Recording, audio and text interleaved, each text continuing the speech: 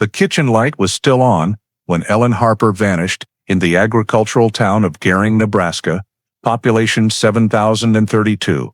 The October night arrived with a thick layer of fog blanketing Pumpkin Creek Valley and the dry wind sweeping across the low silver-gray wooden rooftops. At 9:15 p.m., Ellen's neighbor, Mrs. Marian Rowe, looked through her kitchen window and saw the 34-year-old woman step out into the backyard, holding a steaming cup of tea. Ellen was wearing the ash-gray sweater that Mrs. Rowe had seen her wear on gardening afternoons, a thick garment with dulled silver buttons glinting under the yellow porch light. The older woman watched Ellen's figure gradually disappear behind the corner of the garage, where the porch light no longer reached. What happened in the following 47 minutes would haunt Gering for nearly 4 decades afterward. Before diving deeper into the story, don't forget to subscribe to the channel and hit the notification bell so you don't miss the latest cases. In October 1973, the town of Gering, Nebraska, stretched amid the final harvested fields of the season, with the chilly air beginning to seep into the small streets and the characteristically slow pace of a Midwestern American farming community. Against this seemingly peaceful backdrop, the morning of October 14th recorded the last known activities of 32-year-old Ellen Harper, a woman known for her highly regular schedule and near-perfect punctuality. Around 7:45 a.m., neighbors saw Ellen drop her 2 children off at elementary school. Her clothing was neat, but her face showed a subtle tension that would only be noticeable to a careful observer. At the schoolyard, the teacher noted that Ellen stayed only very briefly, said a few words to the children, and left more quickly than usual. Near 9 a.m., a gas station attendant in Scottsbluff reported that Ellen stopped by to buy water. She appeared confused, standing by the door for a few seconds as though watching someone or waiting for something unclear. After that moment, no witness saw Ellen traveling on any of the familiar routes back home or to other areas. Around 3:20 p.m. that afternoon, a visitor stopping at Wildcat Hills State Recreation Area discovered Ellen's light-colored sedan parked crookedly at the edge of the gravel lot, several dozen meters from the main road. The car doors were closed but not fully locked. There was no purse or any sign of Ellen nearby, and the surrounding area was quiet, with no prominent footprints or unusual activity. When the information reached the family, Michael Harper confirmed it was his wife's vehicle and immediately went to the location, calling Ellen's name and checking nearby trails, but finding no signs. Around 5 p.m., after personally searching around the house, retracing all familiar routes, and checking the Wildcat Hills area where Ellen's car was found, yet still discovering no indication that she had left safely, Michael Harper had no choice but to call the Gering Police Department to report his wife missing. Just 3 minutes later, at 5:03 p.m., the information was forwarded directly to the duty desk, where Deputy Carl Reddington, the afternoon shift officer and one of the few with experience handling missing persons cases in rural Nebraska, immediately took the report, opened a file, and began asking questions according to procedure to gather complete initial data. He asked Michael to fully describe the last time he saw Ellen, her schedule that day, the expected time of her return that never happened, any unusual behavior he might have noticed in recent days, the period he searched on his own before calling police, and the condition of the vehicle when he arrived at the scene. Every answer was recorded by Reddington into the source report, a document that would shape the initial scope and direction of the case. During the process, Reddington noticed the discrepancy between the time Ellen failed to return to pick up the children and the time Michael reported the disappearance, but at this early stage, he focused on establishing an objective timeline rather than evaluating the plausibility of the statement. After completing the information collection from the reporting party, Reddington proceeded with cross-verification by contacting the person who discovered the sedan at Wildcat Hills again, requesting a clear description of the parking position, door condition, visibility from the main road, presence of any additional footprints or tire marks nearby, and whether vehicles commonly parked in that area. These details helped him determine the unusual nature of the abandoned vehicle and assess the potential risk level to the missing person's safety. Immediately after obtaining sufficient source data, Reddington took the formal step, creating a missing person file titled Missing Person Ellen Harper and assigning a case number per the Scottsbluff County Record System. The file included personal information, physical description, confirmed schedule, witness data, and the intake report of Michael's call. Establishing the file triggered classification of the case according to 1973 professional standards. Based on the factors: adult missing under unknown circumstances, vehicle abandoned in a remote area, no contact with family, absence exceeding normal behavior, and the context of the abandonment location, Reddington assessed the risk level as undetermined but higher than average. The case was classified as adult missing unknown risk, meaning no evidence of criminal activity yet, but a significant possibility that the victim was in danger, especially given the disappearance near mountainous forested terrain. After classification, he immediately initiated the next step, activating scene preservation protocol. Reddington directed the nearest patrol unit to secure the area around Ellen's sedan within an appropriate initial search radius, preventing public access or disturbance of potential evidence. He ordered the vehicle's position to remain unchanged, no opening doors, no moving items inside, to preserve the scene until the technical survey team arrived. At the same time,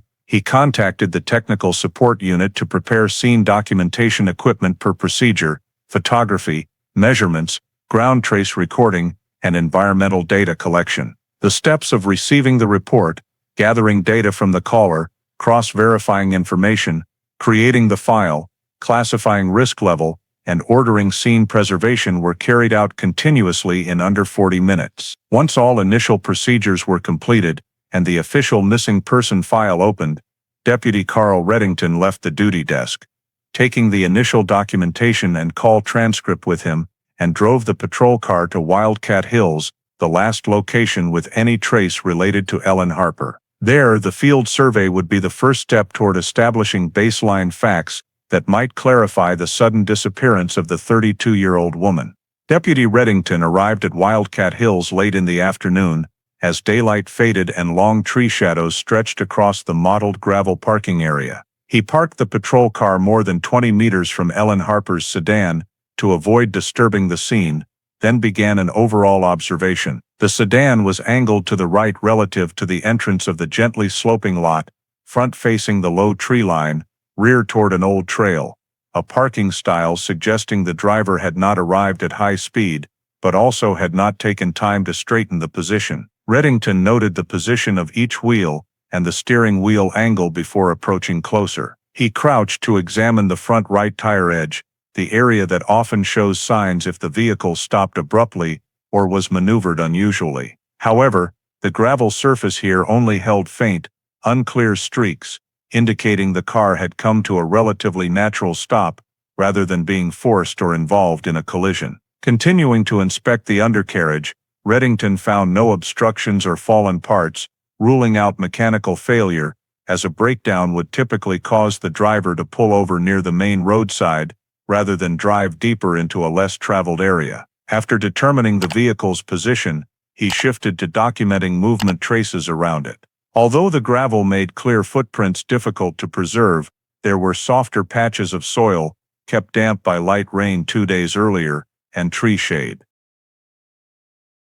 Reddington followed these areas and noted several depressions, roughly matching the size of women's shoe prints, leading away from the driver's door and along a narrow path toward a cluster of bushes about 10 meters from the car.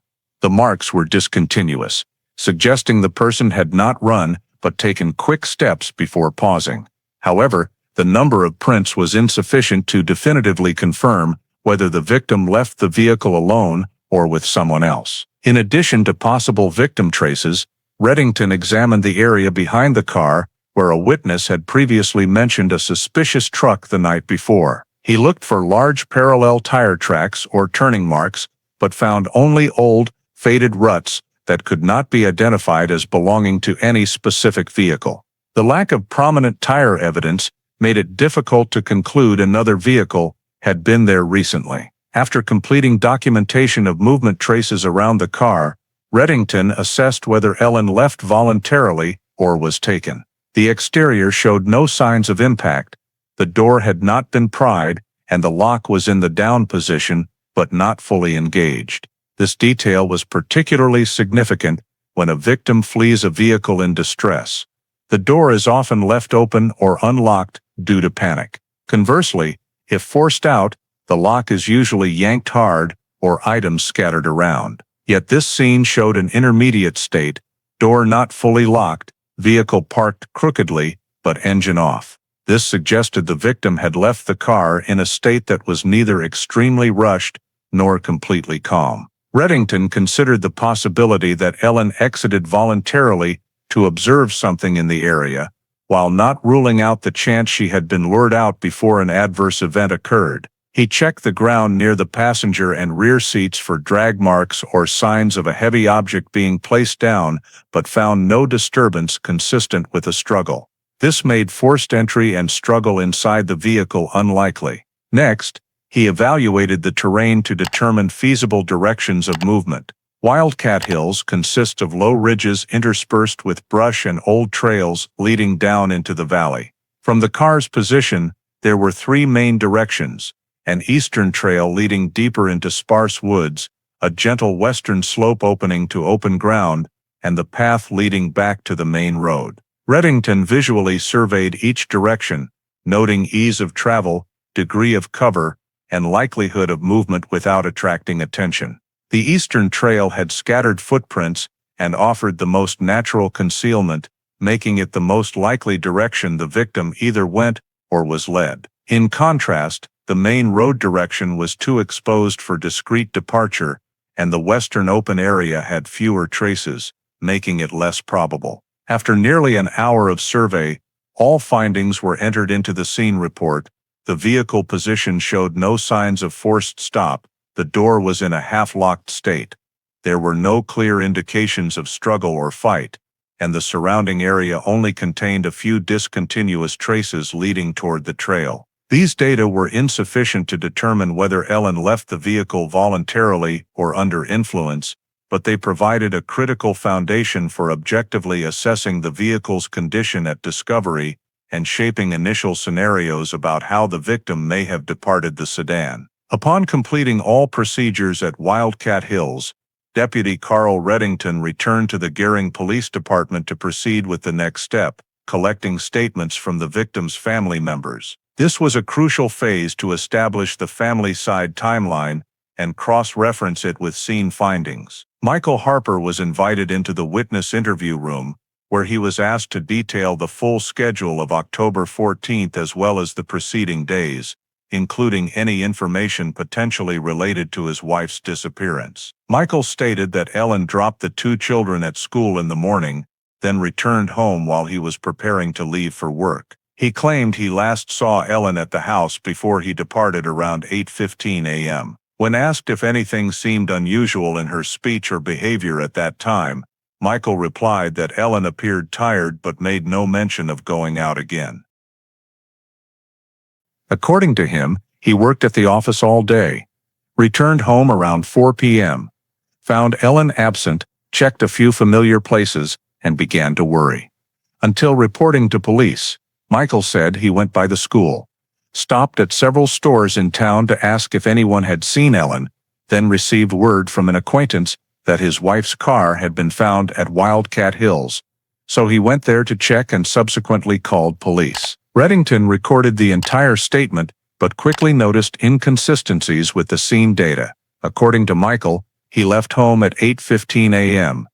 Yet the gas station attendant confirmed Ellen appeared in Scottsbluff near 9 a.m. This was not a direct contradiction, but it raised the question of when Ellen left the house after Michael departed for work and why Michael was unaware of her second departure. Additionally, Michael's claim that he learned of the car's discovery from an acquaintance prompted Reddington to question the exact timing, since the witness reported the vehicle to police at 3:20 p.m. While Michael asserted he only learned of it close to the time he reported her missing. Michael's description of his search efforts also lacked detail, particularly when asked to specify the locations checked. He listed a few places but could not describe corresponding traffic conditions or travel times. Reddington noted these points in the record for future comparison. After taking Michael's statement, Reddington continued by interviewing family witnesses, Ellen's sister and brother, who maintained regular contact with the victim. They reported that Ellen had seemed anxious in the previous week, but still followed her normal routine and never mentioned going far away or planning to leave town. Both confirmed receiving no calls from Ellen after the morning of October 14th and expressed surprise upon learning her car was at Wildcat Hills, as Ellen rarely visited that area alone. When Reddington cross-referenced the family's timeline with event data, he noted that Michael's 8:15 a.m. departure could be plausible if Ellen remained home after dropping off the children. But the interval between Michael's departure and Ellen's appearance at the gas station remained unaccounted for and unconfirmed by relatives. This revealed a significant gap in the timeline that needed clarification. Additionally, when asked whether Ellen had mentioned plans to meet anyone that day, the family categorically denied it. Comparing this with scene data, Reddington inferred that the presence of Ellen's car at Wildcat Hills, contrary to her personal habits, could be an important indicator. No belongings were left near the vehicle, and there were no signs of Ellen moving voluntarily deep into the woods. The ground traces documented during the scene survey showed footprints heading toward the eastern trail, but it was unclear whether they belonged to Ellen or someone else, thus neither supporting nor contradicting Michael's statement. After concluding the interviews with family members, Reddington compiled the data into the record.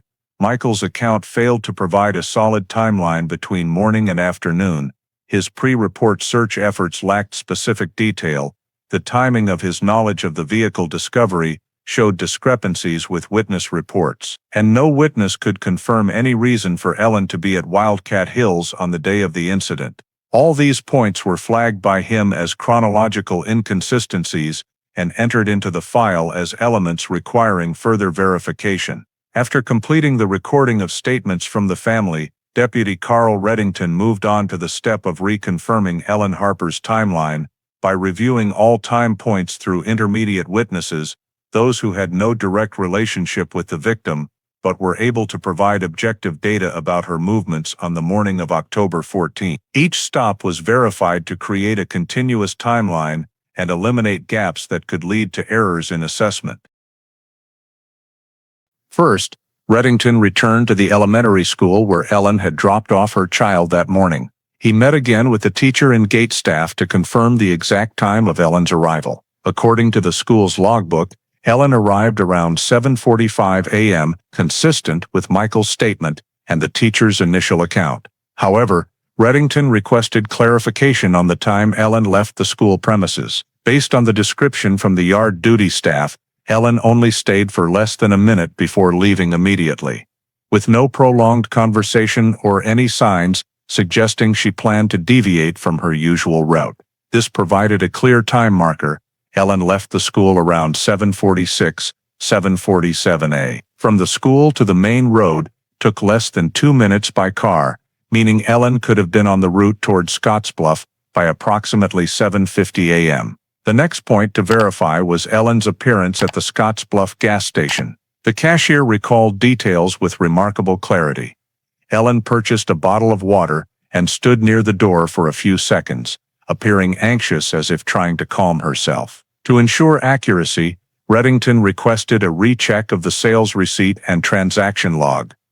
Fortunately, the gas station's paper-based record system still retained the sales journal from that day. Based on the order sequence number and handwritten time notation, Ellen's transaction occurred around 8:58 a.m.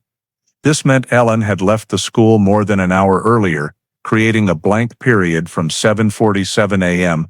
to nearly 9 o'clock a.m., a time frame not described in any statements. This gap became the first critical link needing cross-referencing with other facts. Reddington considered the possibility that Ellen did not go straight from the school to the gas station, but may have stopped at an unknown intermediate location, someone's house, a store, or a meeting place. Since no witnesses reported seeing Ellen on the stretch from the school to Scottsbluff, he marked this as an unverified segment. From the gas station, The route to Wildcat Hills was relatively straightforward, taking about 20–25 minutes by car. If Ellen left the station right after buying water, she could have reached the Wildcat Hills area around 9:20 a.m. However, her sedan was only discovered at 3:20 p.m., creating a gap of up to 6 hours with no witness confirmation of her activity or the vehicle's presence. Reddington noted that during those 6 hours, no one reported seeing the sedan along the road into Wildcat Hills, no one reported seeing Ellen in town, and no calls or transactions were recorded. When cross-referencing with Michael's statement, Reddington found several inconsistencies. Michael claimed he left the house at 8:15 a.m. and believed Ellen was still at home at that time. But with Ellen appearing at the gas station near 9 a.m., she had left the house a second time without Michael's knowledge. This raised the possibility that the two were not in close proximity after 8 a.m., or that Michael was unaware of Ellen's actual morning schedule. Reddington drew no conclusions yet, but noted the discrepancies in the statements. While re-examining the entire route from the school to the gas station and then to Wildcat Hills, he assessed the plausibility of each time point against realistic travel times. The road from Gering to Scottsbluff had average morning traffic density with no major congestion, so Ellen's arrival time at the gas station was entirely reasonable. However, the complete absence of witnesses between 9 a.m. and 3 p.m. was unusual for a small town where most residents easily recognize each other and tend to notice unfamiliar vehicles. This led Reddington to lean toward the possibility that Ellen had not traveled much during this period, or had gone to a place with little foot or vehicle traffic. From the collected data, Reddington established Ellen's final known movement path, leaving the school at 7:47 a.m., appearing at the gas station at 8:58 a.m., and then disappearing from all records until her vehicle was discovered at Wildcat Hills at 3:20 p.m. The period from 8:58 a.m. to 3:20 p.m. became the primary disappearance window, the critical time frame in which any possibility could have occurred. The unusual length of this gap was a significant indicator, suggesting Ellen did not leave spontaneously, but may have encountered an unusual situation that completely disrupted her schedule. When linking the scene data with the timeline, the fact that the vehicle was found in a rarely frequented location further supported the assumption that the disappearance was not coincidental. Reddington completed a 3-layer timeline table: witness-confirmed times, times provided by family, and unverifiable times. Cross-referencing these 3 layers showed reasonable consistency in the early morning, but a complete break after 9 a.m. With this completed timeline, he marked the period from 9 a.m. to 3 p.m.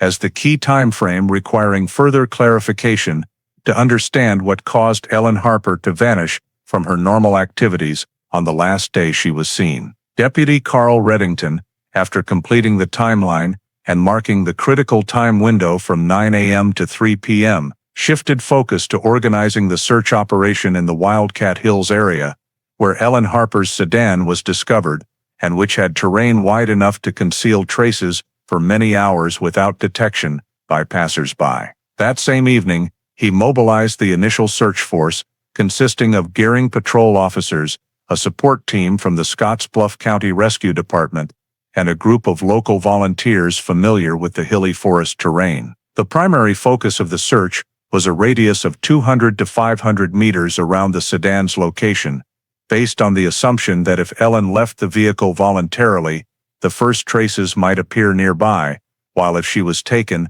searchers needed to identify signs of landscape disturbance. Before deployment, Reddington spread out a topographic map of Wildcat Hills on the hood of the patrol car, clearly marking the areas to be swept: the sparse forest to the east, the trail leading down into the valley, the steep western slopes, and numerous narrow patches interspersed with brush where traces could easily be hidden. He divided the search area into small grids, assigning each team responsibility for specific sections, ensuring every area would be covered at least twice, once with distant observation and once with close ground inspection. The grid-based approach on the map helped prevent missing concealed spots in the terrain, especially depressions or dense vegetation pockets. When the search began, teams moved in a line abreast, maintaining appropriate spacing to cover a wide area while avoiding trampling potential evidence. The teams used high-powered flashlights to scan under tree canopies and around thickets,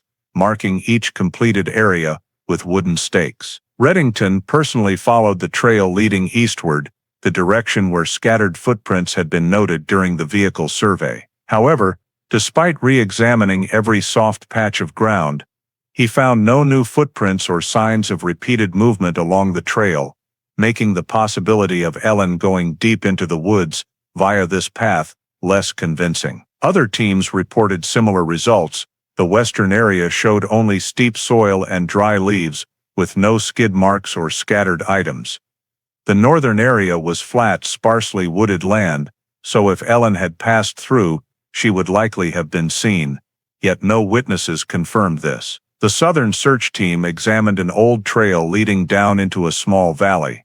The terrain here was more complex, with tall grass concealing footprints and soft soil, easily retaining tire marks. However, no team detected any fresh signs of movement, including tire tracks disturbing the ground. After more than 2 hours of sweeping the entire first search sector, Reddington ordered all teams to regroup and compile results. Every report indicated no signs of the victim, no struggle, no personal items, no blood traces, and no evidence of coercion. Concealment-prone locations such as depressions, rock crevices, and thick brush areas were thoroughly checked but yielded nothing noteworthy. Reddington concluded that if Ellen had left the vehicle and walked into the woods, she either departed in a direction outside the logical search pattern, or initial traces had been erased by weather or natural factors. Nevertheless, the complete lack of any evidence within close range suggested a low probability that Ellen remained very near the scene at the time of her disappearance. All data from the first search phase was recorded in the case file by Reddington. Participating forces, search scope, terrain conditions, directions surveyed, and conclusion of no victim indicators found. This served as the initial basis to determine that Ellen's disappearance was not simply a case of an adult voluntarily leaving, because if she had left the vehicle under normal circumstances, there should have been at least clear signs of movement in the immediate vicinity. When the first search concluded, the sky was fully dark and temperatures had dropped sharply, making further nighttime sweeping ineffective. Reddington ordered a summary report of the initial search phase and preparation for the next evaluation based on the newly collected data. After the first search at Wildcat Hills yielded no direct traces of Ellen Harper's movement, Deputy Carl Reddington shifted focus back to the residential area where the Harper family lived and the routes Ellen was expected to travel on the morning of her disappearance. His goal was to gather additional statements from witnesses living near the Harper home and along the route from Maple Street to the school, and then to Scottsbluff, in order to fill in pieces that may have been overlooked in the initial phase. Witness verification followed a radial approach, starting with houses closest to the Harper residence, then expanding to side streets, shops, intersections, bus stops, and other frequently trafficked locations. In the Maple Street residential area, Reddington interviewed 3 households near the Harper home. The immediate left neighbors stated they saw Ellen leave the house with her 2 children that morning and noticed nothing unusual except that she did not stop to chat as she usually did. They also saw no unfamiliar vehicles between 7 a.m. and 9 a.m. The neighbor directly across the street reported hearing arguing voices coming from the Harper house on the evening of October 13th, sometime after 9 p.m. But since neighborhood noise often blended between homes, they did not observe further and could not confirm the content or severity of the argument. This was new data added to the file, as Michael had not mentioned this detail in his initial statement. Another resident at the end of the street reported seeing a green pickup truck parked near the curb not long before dark on October 13th, though they could not recall the exact time and only knew it was not a familiar vehicle in the area. This information was noted by Reddington, but could not yet be evaluated for accuracy due to the witness's limited description. Expanding beyond the residential area, Reddington surveyed the routes Ellen would have taken if heading toward Scottsbluff. A small convenience store near an intersection confirmed they did not see Ellen stop to purchase anything that morning, and given her habit, they would have recognized her if she had, as she often bought milk or snacks for the children. Another witness, a morning walker on the main road, stated he did not see Ellen's sedan between 8 a.m. and 9 a.m. along his usual route, though he admitted that with moderate morning traffic, he might not have noticed. Still, his statement suggested Ellen may not have traveled the familiar route during that time frame, further reinforcing the unverified time gap between 7:47 a.m. and 8:58 a.m. Near the school area, a parent reported seeing Ellen leave the school grounds earlier than usual and appearing hurried. They saw no one accompanying her and no vehicle following.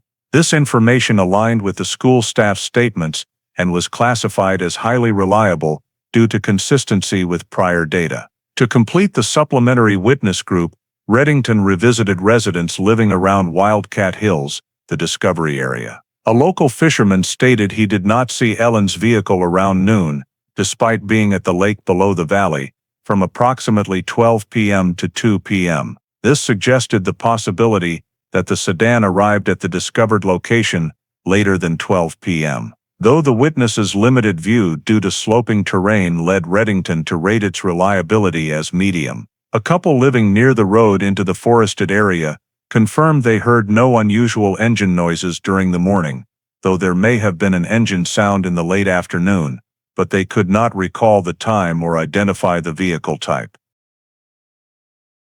When compiling the statements, Reddington categorized witnesses into three groups. Group 1, witnesses whose data matched confirmed time points. Group 2, witnesses providing supportive but not fully overlapping information.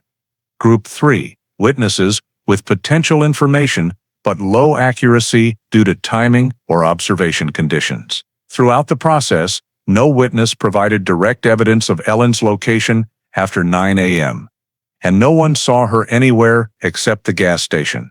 The prolonged absence of witnesses across the entire route led Reddington to conclude that Ellen's disappearance did not occur along any familiar path. All witness results were entered into the file as an additional data layer, confirming that after leaving the gas station, Ellen completely vanished from community observation, creating an information gap that investigators needed to continue clarifying in subsequent steps. Based on the additional witness statements and notable gaps in Ellen Harper's timeline, Deputy Carl Reddington moved to evaluate internal factors that could have directly influenced the victim's disappearance, including marital relations, personal conflicts, possibilities related to voluntarily leaving home, or influence by close associates. This investigative step aimed to determine whether events prior to the disappearance created a motive for violence or led to Ellen leaving the home in an unstable state.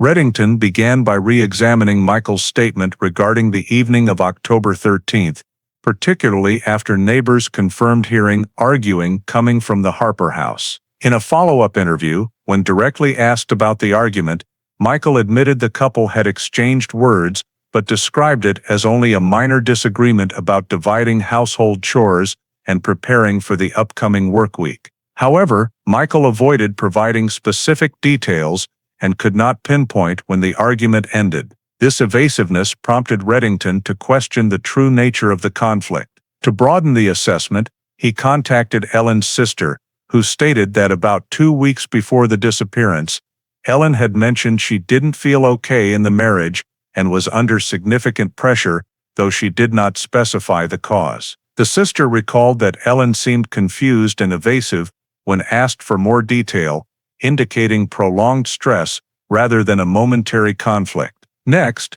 Reddington explored the possibility of an extramarital relationship on Michael's side, an element that in some missing persons cases had been identified as a motive.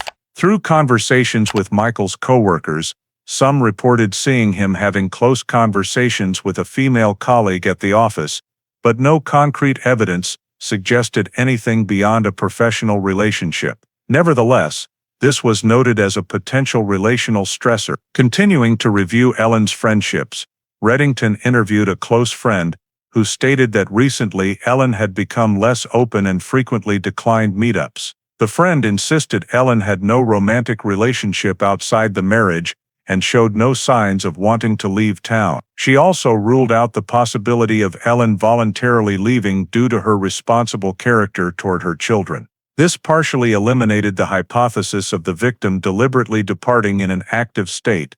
Reddington further assessed the possibility that Ellen was under psychological pressure, leading her to leave home or seek temporary refuge. According to family and friends, Ellen was reserved but had no history of severe depression or impulsive behavior. Recently, she had shown signs of anxiety, but nothing extreme. The fact that she prepared breakfast, dropped the children at school, and stopped at the gas station before disappearing indicated a completely normal sequence of behavior, lacking characteristics of purposeful departure. Even under marital pressure, leaving her vehicle in a remote location like Wildcat Hills was inconsistent with Ellen's cautious personality. When cross-referencing these factors with the anxious demeanor witnesses described at the gas station, appearing worried and pausing for a few seconds before leaving, Reddington began considering the possibility that Ellen may have been followed or approached before 9 a.m. This aligned with reports from some witnesses that Ellen appeared more hurried than usual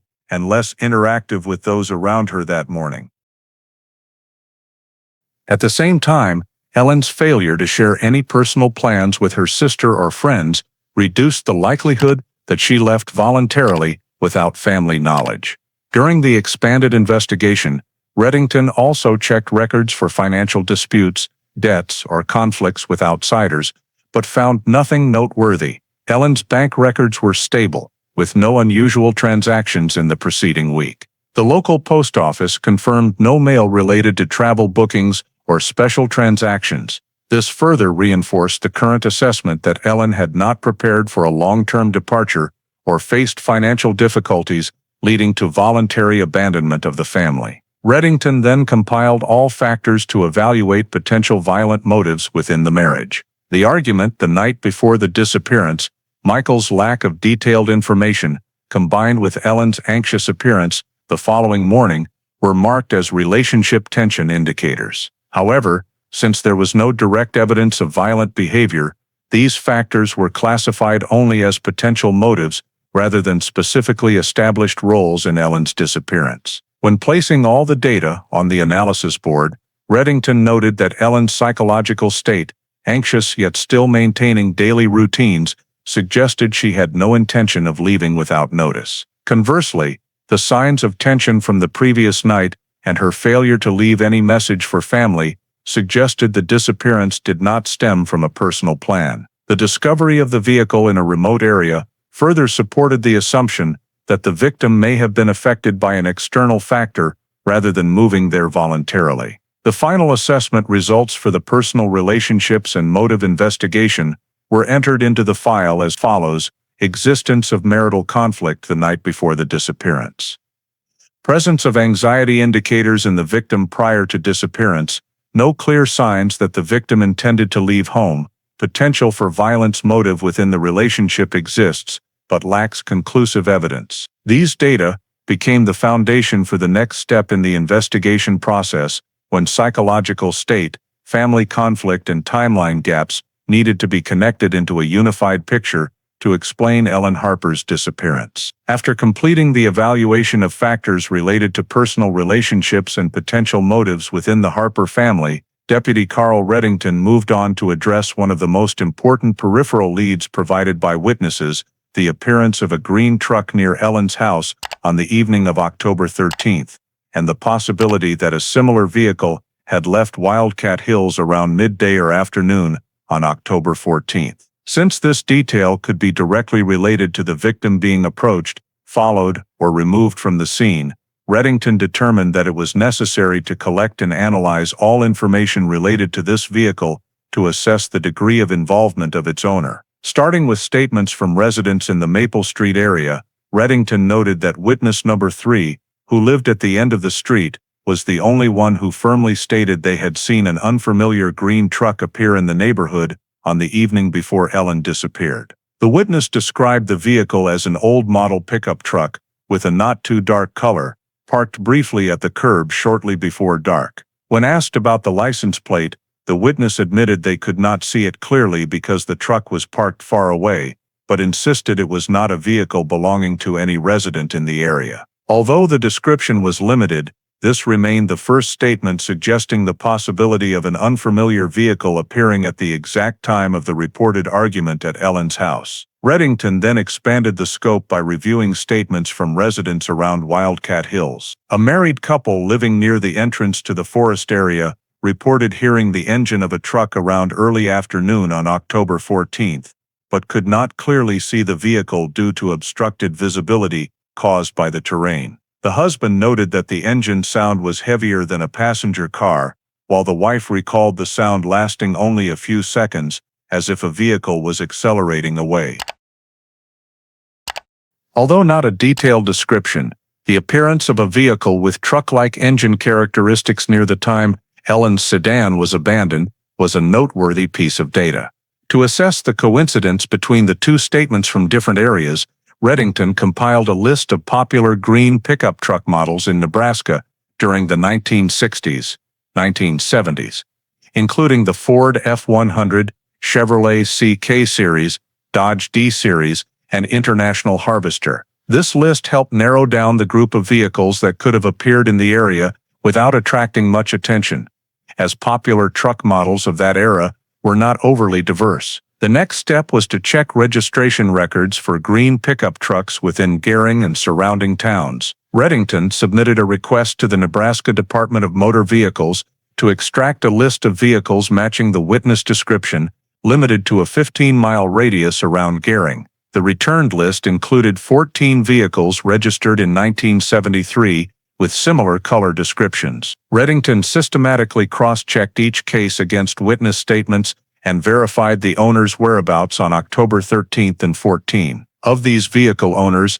10 were quickly eliminated from suspicion because they were able to prove their personal schedules aligned with farm work or jobs in town, with multiple witnesses confirming they had not left their workplace during those 2 days. 3 other owners resided in more distant areas, but all had clear evidence they had not passed through Maple Street or Wildcat Hills during the relevant time frame. Only one case could not be immediately verified: a green pickup truck belonging to a man named Richard Sloan, who lived about 12 miles from Gering. According to vehicle registration data, Sloan used the truck for small delivery jobs and occasionally traveled through wider town areas. When contacted, Sloan stated he did not clearly remember where he was on the evening of October 13th, but claimed that on October 14th he was in a western outskirts area and did not pass through Wildcat Hills. However, when Reddington asked whether anyone could confirm his location around midday or afternoon that day,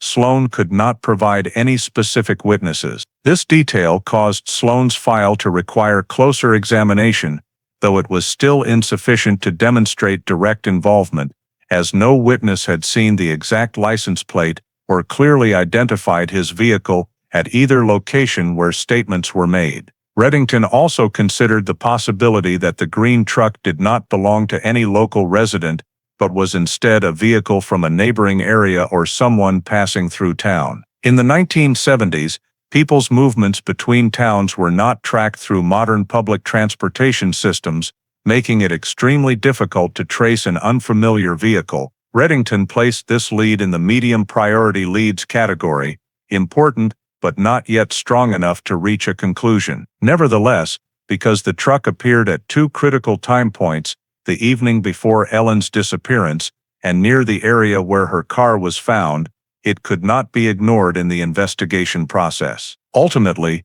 after compiling the statements and analyzing registration records, Reddington assessed that the appearance of the green truck could have been a random factor or possibly related to Ellen's disappearance, but at present there was no specific evidence connecting this vehicle to the victim's movements. Due to the lack of detailed description of the license plate, physical characteristics, or the driver's behavior, the vehicle's level of relevance was classified as suspicious but undetermined. In summarizing this portion of the investigation, Reddington noted that the suspicious vehicle remained a noteworthy link, but required additional supporting data before its priority level could be elevated in the case file. After processing the leads related to the green truck and failing to obtain conclusive evidence to raise the level of suspicion, Deputy Carl Reddington shifted focus to another key area of the investigation, analyzing the terrain around Wildcat Hills and the entry-exit road system to determine possible travel routes that the victim or another party might have used between 9 a.m. and 3 p.m. on October 14. This was a critical step in understanding whether Ellen Harper could have left the scene on her own, or whether the abandoned car was merely an intermediate point in a forced movement. Reddington spread out a large-scale topographic map of Wildcat Hills on his desk, primarily maps from the Nebraska Forestry Service surveys of the 1960s, clearly marking elevations, trails, flat areas, dense brush zones, and low valleys.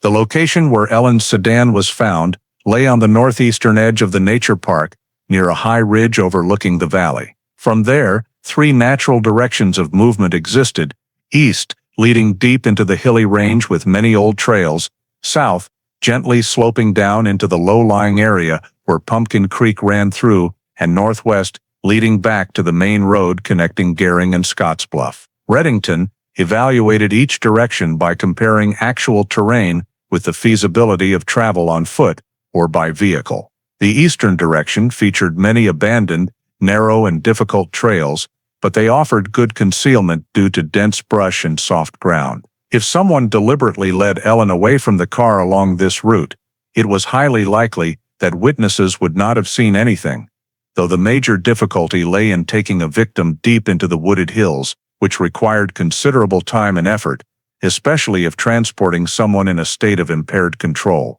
The northwest direction, where the main road was about 300 meters away, was considered the least likely if the perpetrator wished to avoid attention, as this area offered wide visibility and frequent traffic. If Ellen had left the car on her own, northwest would have been the logical route to seek help or return to town, but no witnesses reported seeing her or any vehicle stopping to assist, weakening this hypothesis. Thus, the southern direction became the primary focus of analysis. Pumpkin Creek, a shallow but long-running stream through multiple valleys, was marked in red on the map by Reddington.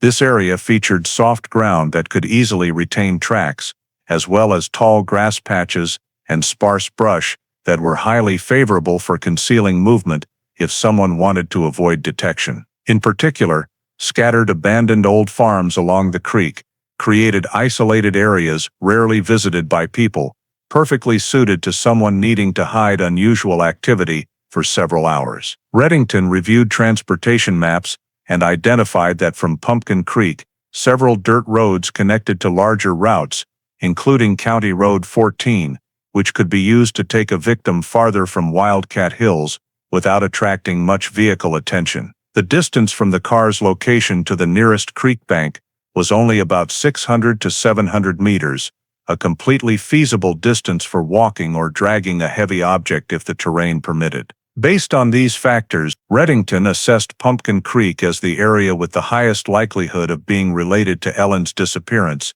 because it simultaneously met three criteria: far enough to conceal activity, close enough to be reachable from the parking location, and possessing multiple secondary routes that would allow the perpetrator to leave the scene without returning to the main road. Additionally, the valley terrain and scattered brush meant that initial searches could easily miss evidence if not focused on this area. When analyzing possible routes for moving the victim away from the area, Reddington marked two feasible paths, the first following natural trails from Wildcat Hills down to Pumpkin Creek, the second following a lower, gentler slope that curved westward before entering the creek area.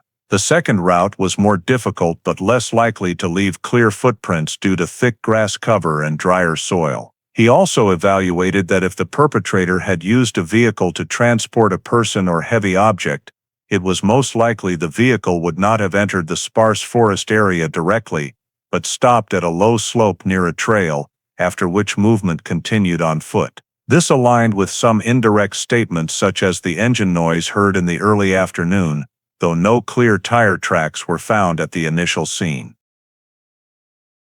All analyses were recorded in the case file, with Pumpkin Creek designated as the primary search extension zone. Redington determined that if anything happened to Ellen after she left the sedan, it most likely occurred within this valley area or its immediate vicinity. The terrain analysis and evaluation of feasible movement directions helped narrow the scope of the investigation and provided a solid foundation for subsequent search efforts. Based on the terrain analysis and the designation of Pumpkin Creek as a high-probability related area, Deputy Carl Redington organized a second expanded search operation with a significantly larger scope than the first, which had focused only around the sedan's location. He increased the search radius from 500 meters to nearly 2 miles in the southern and southeastern directions, covering the entire slope leading down into the valley, soft ground areas near the creek banks, and transition zones between sparse forest and brush,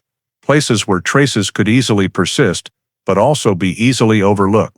This expanded operation required a larger force, so Redington called for support from local volunteer teams experienced in search and rescue operations and familiar with Wildcat Hills terrain. During the morning deployment, approximately 30 people, including police officers, rescue personnel, and volunteers, were divided into small groups, each assigned tasks based on the terrain conditions of their designated sector. Redington instructed all groups to move in grid-pattern sweeps or concentric circles around key areas to ensure no spot was missed. The topographic map had been marked with critical points from the previous analysis, and each group carried copies with notes on their search boundaries. As teams advanced into the gentle slope leading down to Pumpkin Creek, they began recording changes in vegetation and ground surface. Areas with flattened grass or compressed soft soil were marked with wooden stakes and bright tape for closer inspection.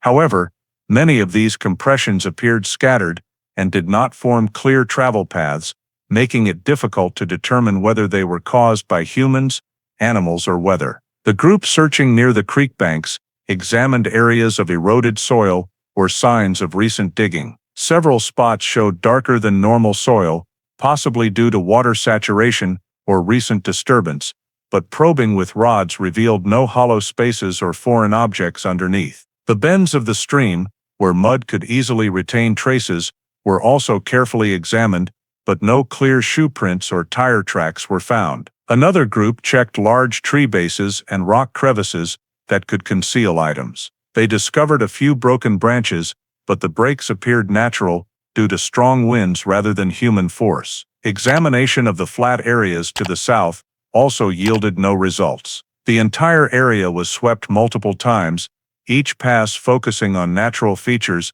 such as depressions, small hills, or shaded zones where surface traces could persist longer. However, no fabric, personal items, documents, or anything related to Ellen was discovered. One volunteer reported slightly disturbed soil at the edge of a low forest area, but when excavated to a depth of several dozen centimeters, nothing was found except tree roots and hard soil. Redington immediately noted this, but temporarily ruled it out because the depth of disturbance was insufficient to suggest intentional intervention. Search teams also conducted sweeps near abandoned farms on the valley's edge. Some old barn doors remained slightly ajar, and a few scattered human footprints appeared, but based on wear and soil compaction, these prints could have existed for many days and were not sufficient to link to the time of Ellen's disappearance. These areas were noted in the report as points for follow-up, but lacked substantial evidence.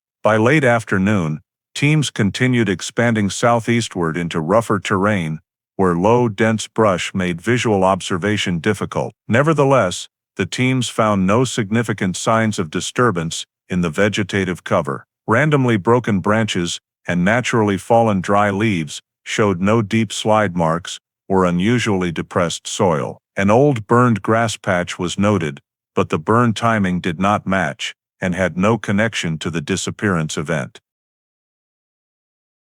In the end-of-day debriefing, Redington reviewed all group reports. Although several minor points of interest were flagged, none were unusual enough to elevate to the level of a genuine lead.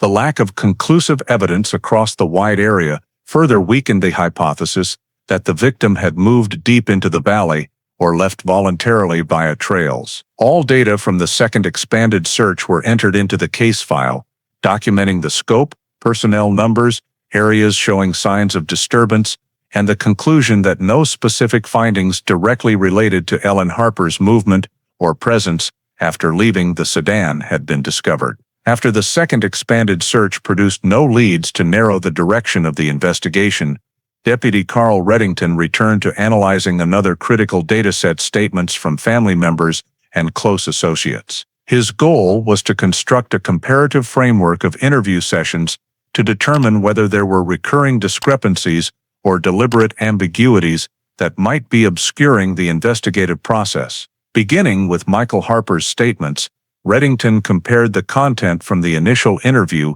when Michael presented his October 14th schedule, with a later session when he was questioned more deeply about the argument on the evening of October 13th and his own search for his wife. In the first session, Michael described the argument between the couple as not significant. However, when confronted with neighbors' statements about a loud argument, he admitted the conversation might have been more tense than usual, but continued to avoid providing details. This change was marked as an omission shift, a change in the level of disclosure, depending on context, indicating he was reacting to presented information rather than providing original data from the start. Reddington noted another recurring discrepancy regarding the time period from 4 p.m. to 5 p.m. In the initial session, Michael said he checked many familiar places before going to Wildcat Hills, but in the second session, when asked to describe the specific route, he listed only 2 locations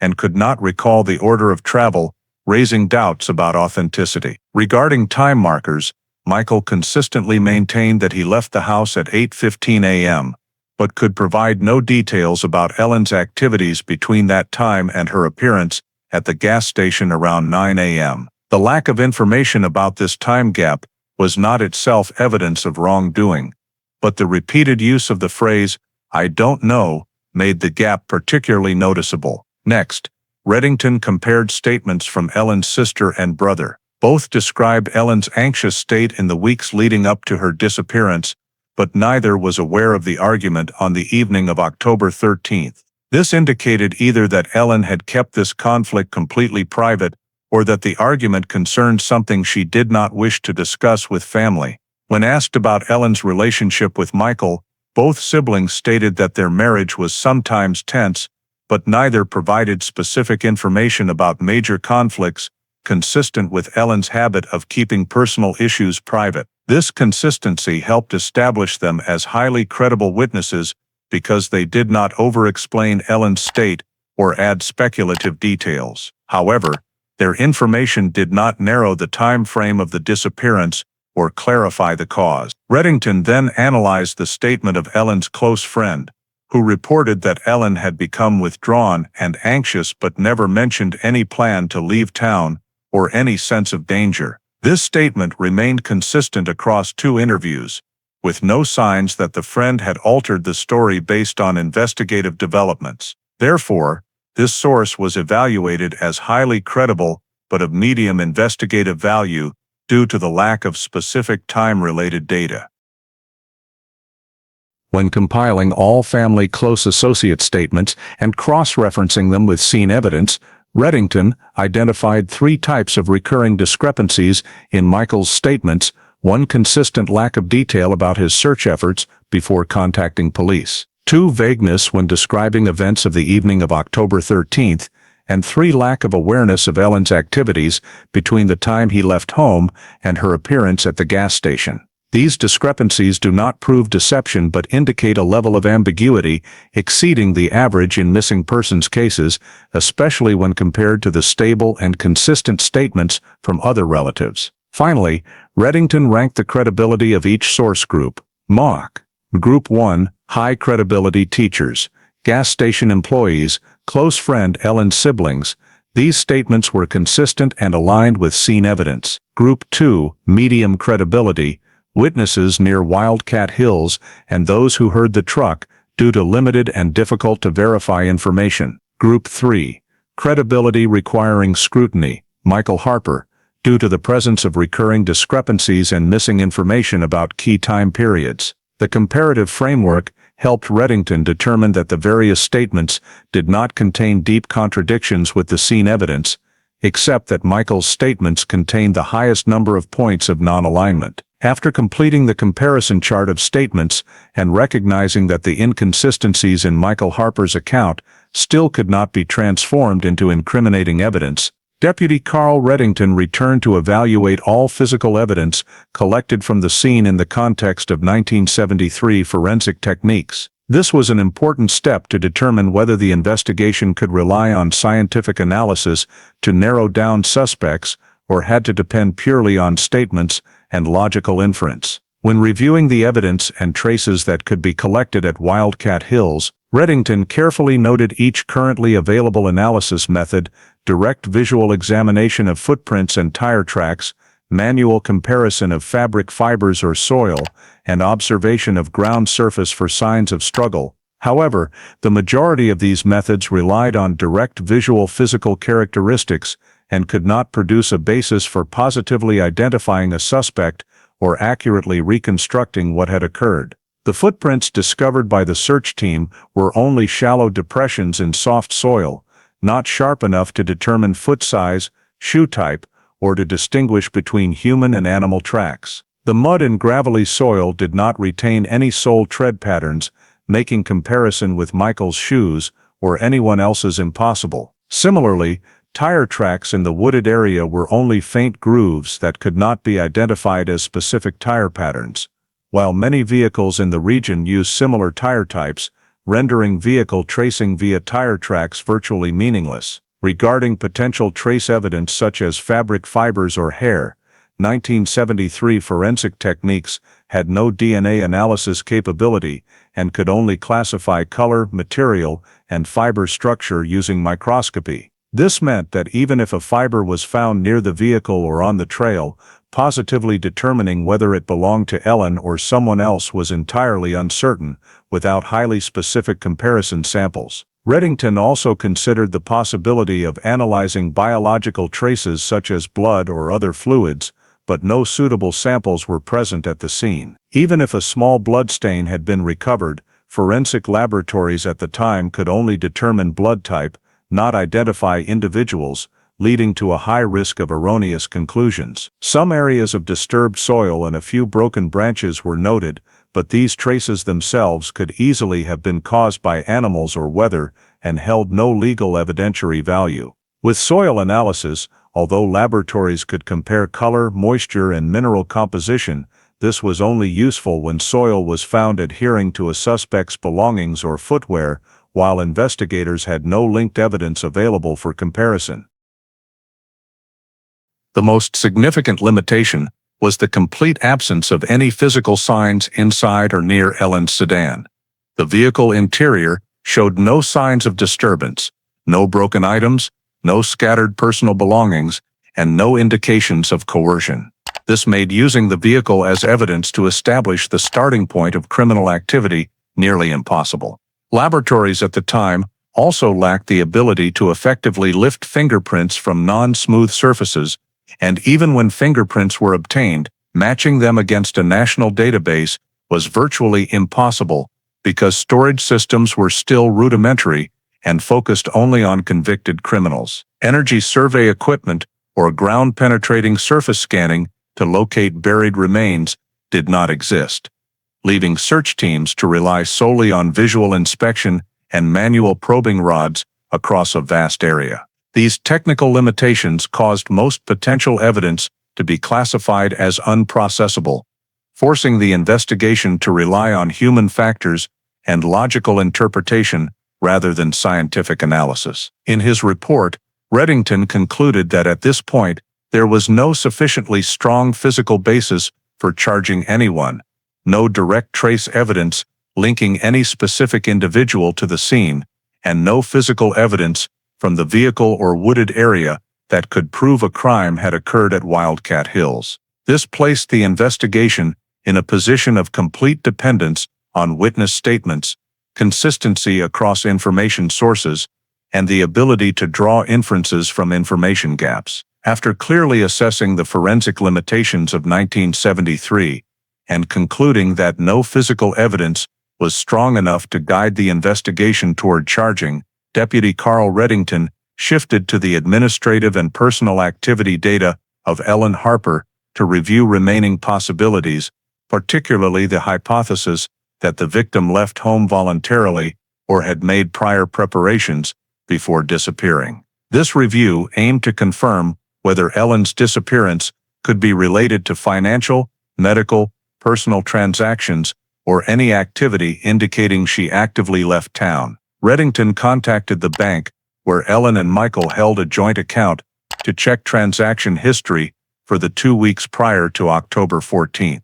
The report showed all transactions were routine living expenses, grocery purchases, small bill payments, and items for the children. There were no unusual withdrawals, no larger than normal transactions, and especially no cash withdrawals large enough to support a long-term departure. In the 3 days before her disappearance, the account showed no activity at all, directly contradicting the scenario of someone planning to leave town or preparing financially for a major life change. Next, Reddington reviewed Ellen's medical records at the local clinic. The records showed only routine checkups, no serious medical conditions, no medications that could affect behavior, and no officially recorded signs of depression or psychological disorders. This reinforced information from family that Ellen had been anxious recently, but not to the extent of requiring medical intervention. Additionally, no new prescriptions had been issued that month,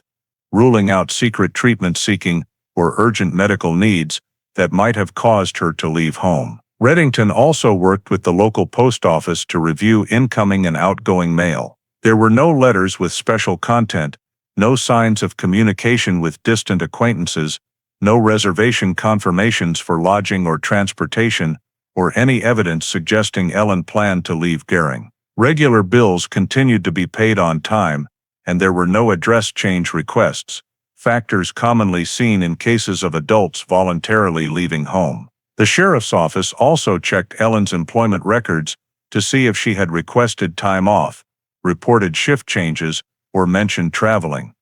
Her employer confirmed that Ellen had been working regularly, showed no intention of quitting, and had made no request to adjust her work schedule. This added another layer of data, showing she had remained consistent with normal activities right up to the time of her disappearance. Reddington further cross-checked information regarding personal transportation. Ellen's car was found with a full tank of gas, showing no signs of preparation for a long trip.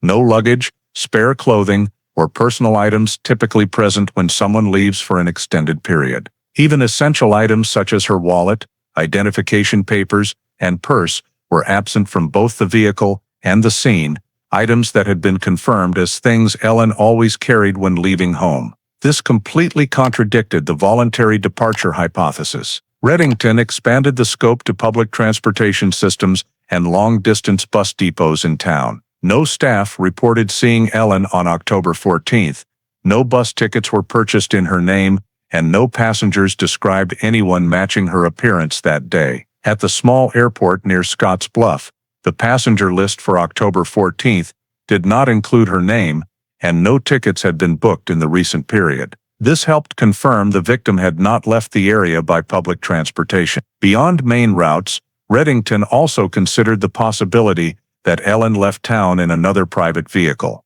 However, no witnesses saw her get into a stranger's car or any vehicle picking her up from Maple Street. Data from the nearby grocery store and gas station also showed no record of her purchasing items in preparation for a trip. Another important point was that the Harper family's real estate records showed no mortgage transactions, transfers, or any financial indicators related to a change of residence. Ellen also had not withdrawn the children's school records, an action parents always take when changing schools or relocating. When compiling the administrative data, Reddington reached a clear conclusion: there was no indication whatsoever that Ellen Harper had prepared to leave Gering. No finances, no correspondence, no transactions, no medical issues, no career plans, no abnormalities in personal habits. The fact that her sedan was abandoned at Wildcat Hills further reinforced that the disappearance was not a voluntary action, but likely involved external forces. In the official report, he explicitly stated that all administrative and personal activity data were consistent with the assumption that Ellen had no reason, motive, or plan to leave the area. This virtually eliminated the possibility of running away or leaving with intent and strengthened the assessment that Ellen Harper's disappearance did not fit any pattern of voluntary adult departure in missing persons cases. After completing all lines of review related to Ellen Harper's administrative data and personal activities without finding any evidence supporting the voluntary departure hypothesis, Deputy Carl Reddington entered the final synthesis phase before having to consider the possibility that the case would reach a dead end. He compiled all investigative lines from the time the report was received to the present, organizing them by data group, physical scene, witnesses, timeline, family relationship factors, suspicious vehicles, terrain and mobility possibilities, search traces, and administrative data. The goal was to assess whether there was sufficient basis to shift from a missing person investigation to a criminal investigation, or to obtain search warrants and compel interviews with Michael Harper or any other individual. Looking at the physical scene data group, Reddington noted that Ellen's sedan was found in an unusual location, but showed no signs of struggle, no clear footprints or tire tracks, and no evidence strong enough to indicate coercion or assault. The location where the car was abandoned did not match Ellen's usual travel patterns, but that fact alone could not be considered criminal evidence under the 1973 legal context. The witness data group showed some noteworthy points, such as the argument on the evening of October 13th and the appearance of a green pickup truck, but no witness saw Ellen after she left the gas station, nor did anyone see her being approached or followed. Statements about the suspicious vehicle were too vague to serve as grounds for a search warrant, as there was no license plate, no description of the driver, and no evidence confirming the vehicle's presence at Wildcat Hills at the same time the sedan was abandoned. Regarding the timeline group, the gap from 9 a.m. to 3 p.m. was suspicious, but the lack of witnesses seeing Ellen for several hours was not unusual in rural Nebraska, where traffic density was low and many areas were sparsely populated. Michael's timeline had points lacking detail, but contained no contradictions at a charging level, and many of his answers, though vague, remained within the reasonable range for someone not recalling every minute and hour precisely on the day his wife disappeared.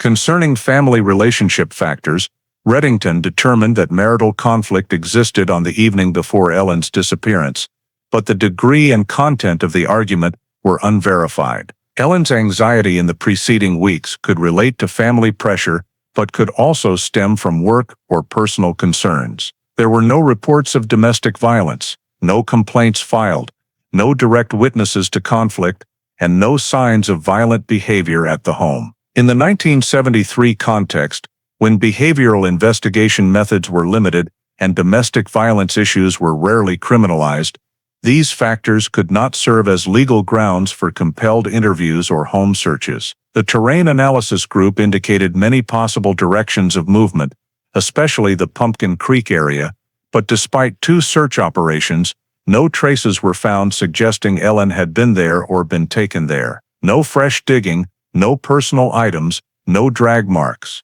Thus, terrain only provided hypothetical possibilities, not actual evidence. The desire to rely on forensic techniques was also impossible due to technological limitations of the time. Most physical traces, if they existed, could not be processed to modern scientific standards. The absence of DNA, advanced soil sample analysis, shoe print and fingerprint comparison capabilities prevented scientific conclusions from being formed. The administrative data group confirmed that Ellen had not prepared to leave town and had no plans to travel far. However, this only reinforced the hypothesis that she did not leave voluntarily. It did not establish criminal involvement. It could not be used as evidence for a search warrant, as the law required indicators of illegal activity, not merely unusual personal behavior. After synthesizing all investigative lines, Reddington evaluated the case according to the missing persons investigation standards of the period. Direct or indirect evidence of coercion, assault, or any action beyond ordinary disappearance was required to provide legal grounds to reclassify the case as criminal. In Ellen Harper's file, there was no physical evidence, no direct witnesses, no signs of violence, and no financial or personal evidence supporting a criminal hypothesis. The points of suspicion, such as inconsistencies in Michael's statements, timeline gaps, and the sedan's location, carried only speculative value and did not meet the probable cause standard. Therefore, Reddington was forced to conclude in the final investigation report that there was insufficient basis to request search warrants for the Harper residence, Michael's vehicles, or any other property, and even less to seek an arrest warrant. This conclusion placed law enforcement in a position with no remaining legal tools to expand the scope. With all available data exhausted, the investigation reached a dead end. After completing the final evaluation and determining that no investigative avenue had sufficient legal basis for further expansion, Deputy Carl Reddington submitted a summary report to the Gering Sheriff's Office, concluding that Ellen Harper's disappearance could not progress further due to lack of physical evidence, lack of direct witnesses, and insufficient indicators of criminal activity to reclassify the case as criminal. The report emphasized that all collected leads, from witness statements, timeline analysis, administrative data, scene traces, to mobility possibilities in the Wildcat Hills terrain, existed independently, with no systematic connection leading to a specific hypothesis about the course of events or the victim's location. Points of suspicion such as the argument on the evening of October 13th, the appearance of the green pickup truck, or the prolonged time gap after 9 a.m. carried only speculative value and could not be linked into a logical chain sufficient to constitute probable cause under 1973 investigation standards. Given this situation, the Gering Sheriff's Office held an internal meeting to decide the next course of action for the case. All participating officers agreed that while Ellen Harper's disappearance was unusual and contained many elements raising suspicion of criminal activity, law enforcement had no legal tools or tangible evidence to continue pursuing the matter. Wide area search efforts had been conducted twice. Family relationship inquiries had been exhausted, and most potential witnesses had been interviewed. None of these methods produced new leads. Therefore, the case was officially classified as inactive, pending new evidence, and transferred to the Scottsbluff County Archives as an unsolved missing person file. The case closing decision was finalized with the case number updated to the code for cases with no further developments, and all related materials, terrain maps, interview records, scene photographs, search reports, and activity logs, were sealed according to regulations. In the final report, Reddington wrote one brief but clear line reflecting the status of the entire investigation process. No valid investigative direction identified. Case shows no further progress. From that point onward, the Ellen Harper case was no longer handled as an active file, but became a true cold case, a suspended disappearance awaiting the emergence of new information before it could be reopened.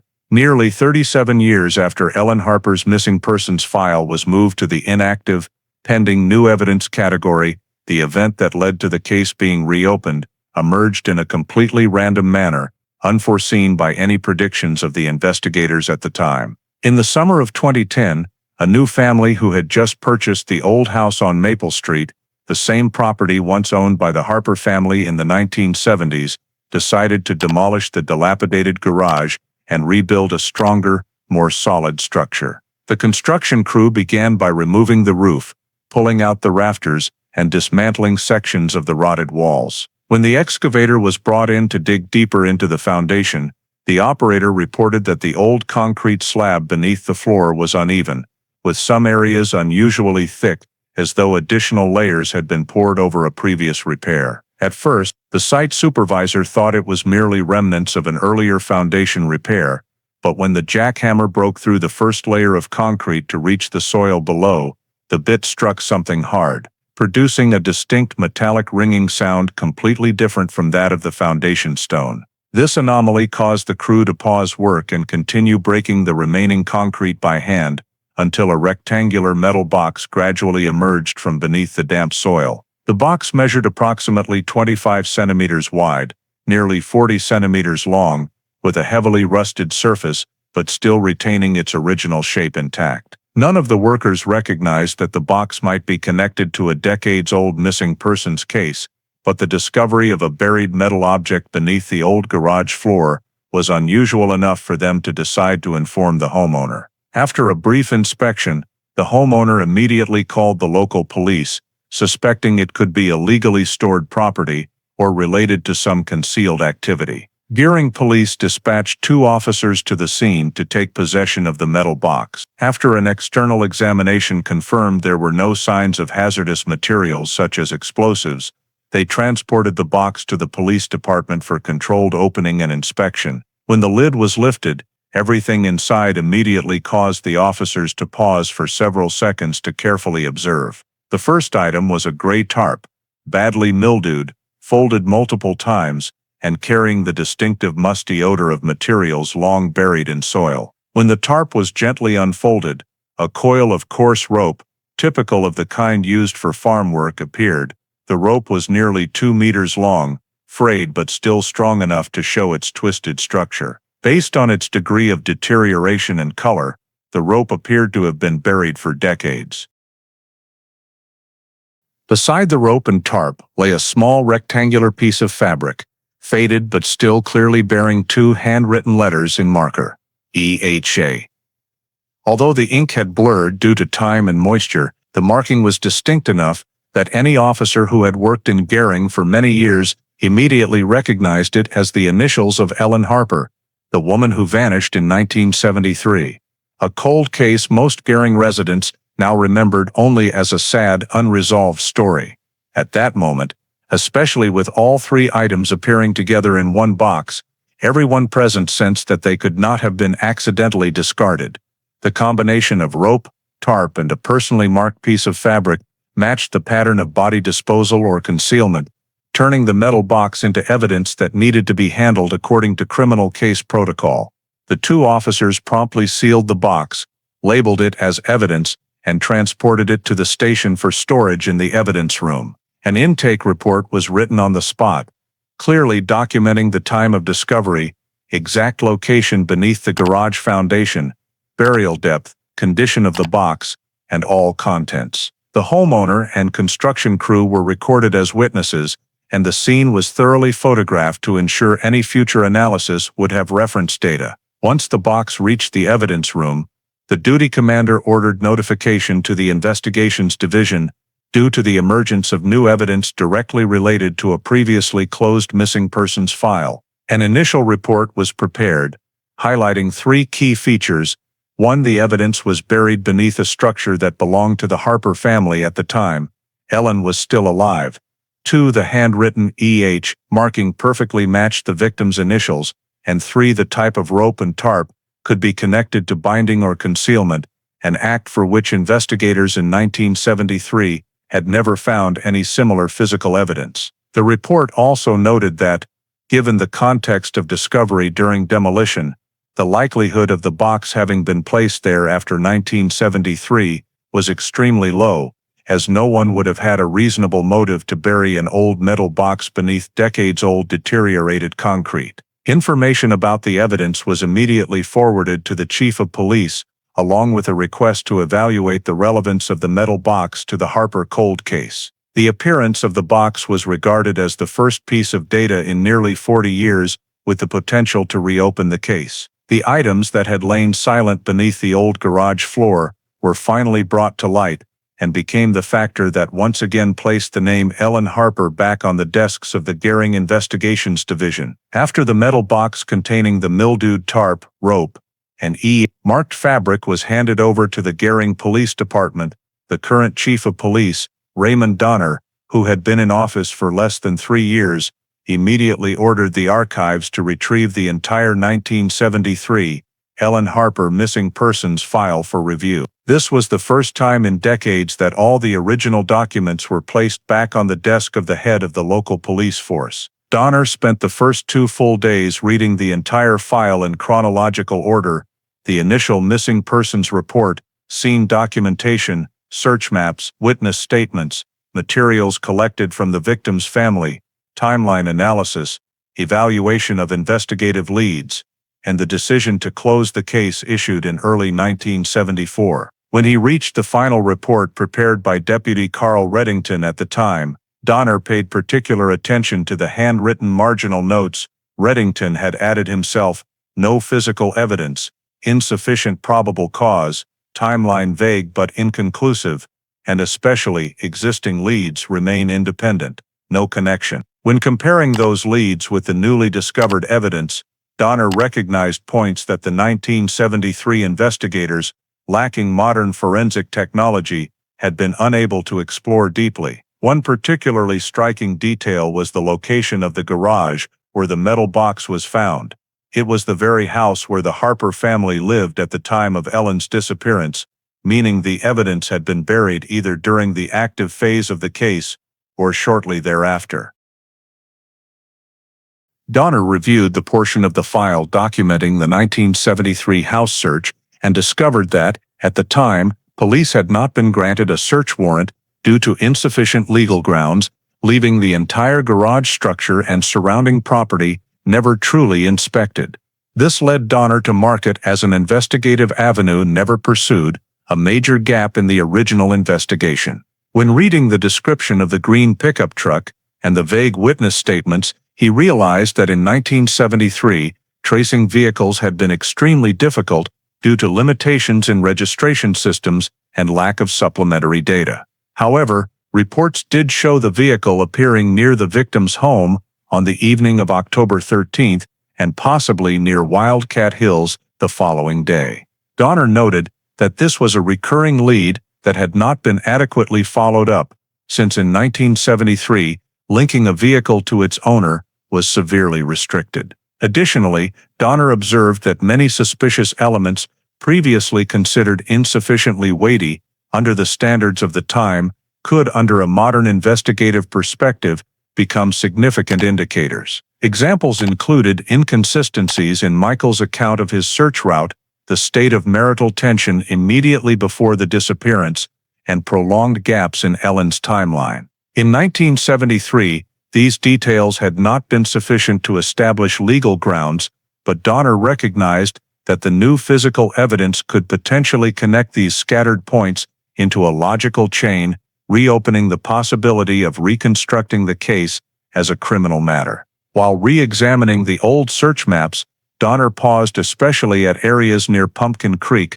where the terrain analysis at the time had indicated a possible significant event, yet search efforts had been limited by technical capacity. He noted that if the newly discovered evidence showed soil or material characteristics matching the Wildcat Hills or Pumpkin Creek area, it would create a direct link between the crime scene and disposal behavior. After completing the file review, Donner summarized the weaknesses of the 1973 investigation: no house search due to lack of probable cause, limited forensic techniques, preventing trace evidence processing, inadequate depth of search efforts due to complex terrain, failure to re-interview witnesses when contradictory information emerged, and peripheral leads, such as the green pickup truck, left unresolved.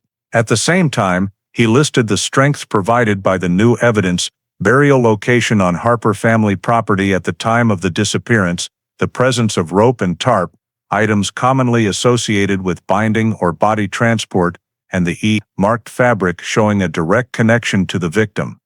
According to Donner, these elements created a reasonable basis to suspect that a crime had occurred and had been concealed for decades. In an internal meeting, Donner presented his assessment to the investigators. The new evidence was not a random coincidence, but an indication that the 1973 disappearance could be a covered-up crime. He emphasized that the old file, previously closed due to lack of evidence, now possessed new physical data, making the case no longer suitable for inactive status. His final conclusion was recorded in the reassessment report: The new facts establish probable cause to re-examine the entire Harper case. The file must be reopened for investigation under current standards. With that determination, the Ellen Harper missing persons case was officially returned to active status after nearly 40 years of being forgotten. After Chief Raymond Donner decided to reopen the Harper file, the first step he ordered was a comprehensive forensic analysis of the evidence found in the metal box, a process the 1973 investigators had been completely incapable of performing. The entire set of evidence, consisting of the mildewed tarp, coil of rope, and marked fabric, was sent to the Nebraska State Forensic Laboratory for earth and fiber analysis, utilizing modern techniques such as micromineral analysis, soil sample comparison via spectroscopy, and fiber structure examination using electron microscopy. The soil sample recovered from inside the metal box was the first subject analyzed. Experts separated the soil into layers to examine mineral composition, color, particle density, and the presence of characteristic microalgae. Results showed that the soil sample matched the sandy loam characteristics of the Pumpkin Creek Valley area, where the soil layers feature distinctive silicate minerals and small mica flakes that reflect light under the microscope. This soil type was uncommon at Maple Street, or in central Gering, but very typical of the low-lying land south of Wildcat Hills, where seasonal streams deposit fine silt layers. The match between the soil inside the metal box and the Pumpkin Creek area created a direct connection between the evidence found beneath the garage and the zone previously considered a point of interest in the 1973 terrain analysis. This reinforced the hypothesis that the items inside the box had been used or placed in the Pumpkin Creek area before being buried in the garage. Experts then proceeded with fiber analysis of the tarp. The gray tarp was identified as woven polyethylene synthetic fiber, a type commonly used in the late 1960s and early 1970s for agricultural activities or outdoor covering. Fiber samples were examined under electron microscopy to determine degradation level and broken fiber structure. Results indicated the tarp had been exposed to prolonged moisture before burial and showed signs of tension at several points, evidenced by deformation in the longitudinal fibers. Based on the polymer aging level, the team determined the tarp could have been manufactured in the late 1960s and used during the early 1970s. Perfectly consistent with the period of Ellen Harper's disappearance, the rope coil was analyzed concurrently. It was a 3-strand twisted rope made of natural sisal fiber, very common on Nebraska farms at that time. The rope surface exhibited uneven wear, with some areas showing strong abrasion, possibly from rubbing against hard objects or being tightly knotted. Experts determined the rope had endured significant tensile force, though the degree of degradation prevented conclusions about the specific force applied.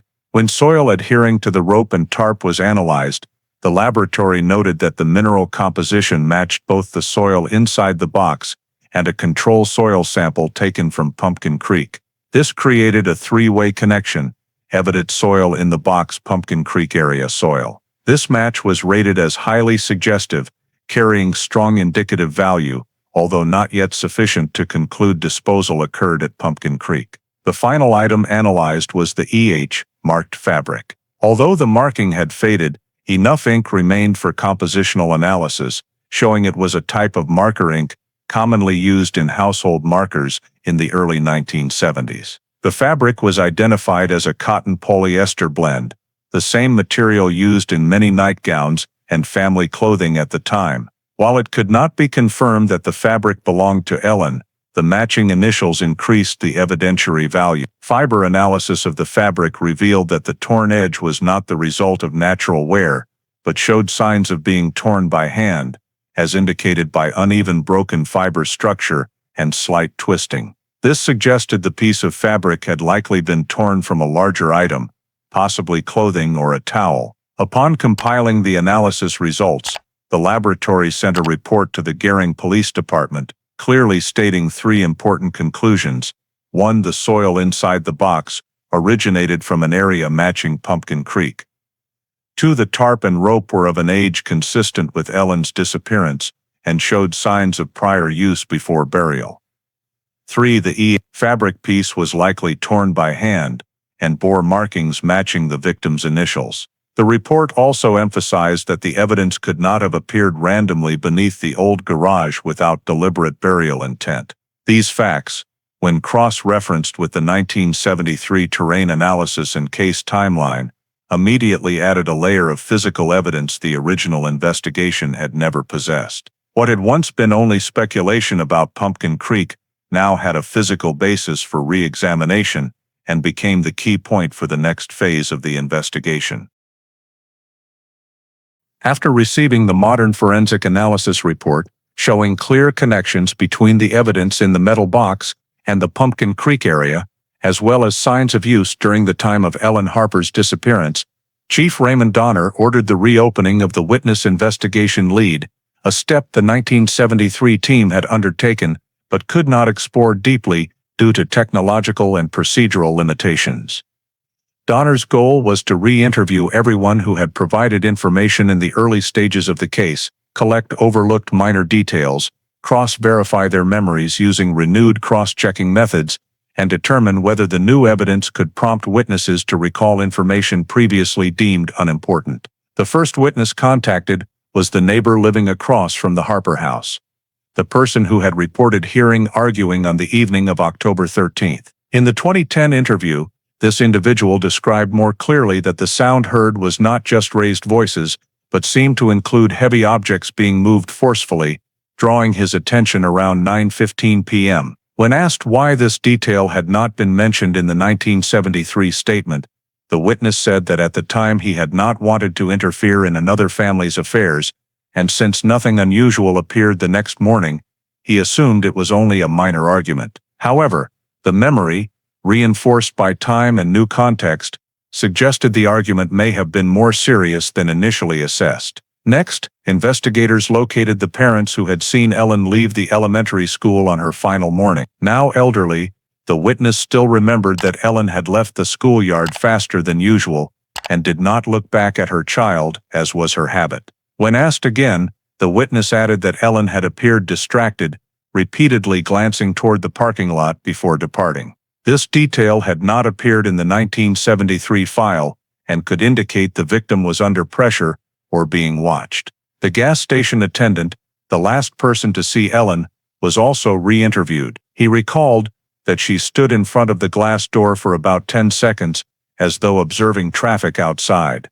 And notably, he said that as she left, a green pickup truck passed by, though he was unsure whether it was following Ellen's direction or simply traveling along the Scottsbluff Road. In the original investigation, information about this truck had not surfaced because the attendant had said he didn't remember clearly, but with the addition of the Pumpkin Creek evidence, the memory of these small details was reactivated. Another key witness was the fisherman who had been near Wildcat Hills on October 14th. At the time, he had only reported not seeing the sedan at noon, but in the new interview, he confirmed hearing a sound like a car door slamming forcefully from the direction of the slope around 2 p.m. Although he saw no people or vehicles, hearing the sound within this time frame added data about when the sedan might have been brought to the location where it was later found. When asked further, he also recalled that shortly after the door sound, there was a loud engine roar that quickly faded away, partially matching the 1973 statement from the couple living near the Wildcat Hills entrance. The investigative team employed cross-verification methods, comparing new statements from multiple independent sources to assess the accuracy of the information. For example, the 9:15 p.m. timeframe on October 13th was corroborated by two witnesses: the neighbor across the street who heard arguing and the person living near the end of Maple Street who remembered unusual lights flickering on and off in the Harper house around the same time. Regarding the gas station attendant and fisherman's statements, investigators marked two intersecting time points: the green pickup appearing near Ellen's route in the morning, and an engine sound near the Wildcat Hills area in the early afternoon. While the two pieces of data did not sufficiently match to confirm the same vehicle, They formed a pattern of repeated presence of a pickup truck during 2 critical time windows. Additionally, witnesses who had previously reported seeing nothing unusual in the area on October 14th now collectively confirmed they had not traveled the trail leading down to Pumpkin Creek during that period. This strengthened the possibility that any activity occurring in the valley area could have gone unnoticed by locals, especially given the isolated terrain and low traffic density. After completing the re-interviews of all original witnesses, Donner observed that many small details previously overlooked now carried greater weight when placed in the context of the new evidence. Minor discrepancies were reorganized into patterns: more severe marital conflict than reported in 1973, Ellen's unusual anxious behavior before the gas station, the repeated appearance of the green pickup, and the engine sound near the discovery site. None were sufficient on their own to reach a conclusion, but when cross-verified, they showed significantly higher consistency than the data collected 37 years earlier. Ultimately, all updated witness statements were incorporated into a supplemental file, marking the reactivation of the Witness Information Network, an important foundation for the investigative team to continue expanding actions in the subsequent phase. After completing the re-interview process of old witnesses and recording many valuable new details, Police Chief Raymond Donner unexpectedly received a phone call from an elderly resident living on the southern edge of Maple Street, a person who had never appeared in any investigation documents from 1973. Her name was Marian Rowe. At the time she was nearly 80 years old, but her voice remained clear and steady. She said that for decades, she had always wondered whether what she saw on the night Ellen disappeared was important or not. She had not reported it to the police in 1973 because she thought it was just a private matter between husband and wife or normal neighbor activity. But when she heard on the local radio that the Harper case had been reopened due to the discovery of new evidence, she decided she had to speak up. Donner arranged to meet Mrs. Rowe the same day. Her house was in a location few people noticed. From the living room window, one could look down a stretch of Maple Street leading out to the main road. She began by stating that she knew nothing about the Harper family beyond the fact that they were very private people, but on the night of October 13, 1973, she had seen something she remembered for the rest of her life. Around just before 10 p.m., she heard the sound of an engine starting from the direction of the Harper house. When she pulled back the curtain to look, she saw a dark blue pickup truck with a short cab and a rear bed partially covered by a tarp. What caught her attention was that the truck was parked right in front of the Harper house, slightly pulled onto the shoulder, with the engine still running and the headlight shining straight onto the road. She remembered the engine sound very clearly, deep and prolonged, like the kind old farm trucks used to have. Mrs. Rowe affirmed that the driver did not step out of the cab while she was watching. The truck stayed there for about 1 minute before the headlights were turned off. After the lights went out, Mrs. Rowe only saw the silhouette of a man walking from the direction of the Harper house toward the truck. He was not carrying anything clearly visible, but his walk seemed somewhat hurried. The man opened the driver's side door and climbed in. Immediately afterward, the truck drove away from Maple Street heading south, the same direction leading to the road toward Wildcat Hills and Pumpkin Creek. When asked why she hadn't reported it in 1973, she said that at the time she didn't realize Ellen had gone missing, and the newspapers hadn't provided full information on the first day. By the time she learned the news, she thought what she saw was just the Harper's own truck or friends coming to help. Donner asked her to describe the truck in more detail. Surprisingly, she remembered quite a few specifics. The truck had the distinctive squared-off body style of late 1960s pickups, dark blue in color, but faded along the edges of the bed. The rear wheels sat noticeably lower than the front ones, as if it was heavily loaded or had weak shocks, and especially, there was a long scratch about the length of a handspan on the driver's side door. This was a very rare and highly identifiable detail. Donner immediately cross-checked the description against the 1973 vehicle registration records of Michael Harper. Although the hard-copy vehicle file for Michael was no longer complete, the archived data still recorded that he had once owned a 1968 Chevrolet CK Series pickup truck, blue in color, short cab, and with a large scratch on the driver's side door, caused by a minor accident when it sideswiped a wooden post in the yard, information Michael himself had reported in the insurance file at the time. When Donner read this description back to her, Mrs. Rowe immediately confirmed that it matched very closely with the truck she had seen on the night of October 13th.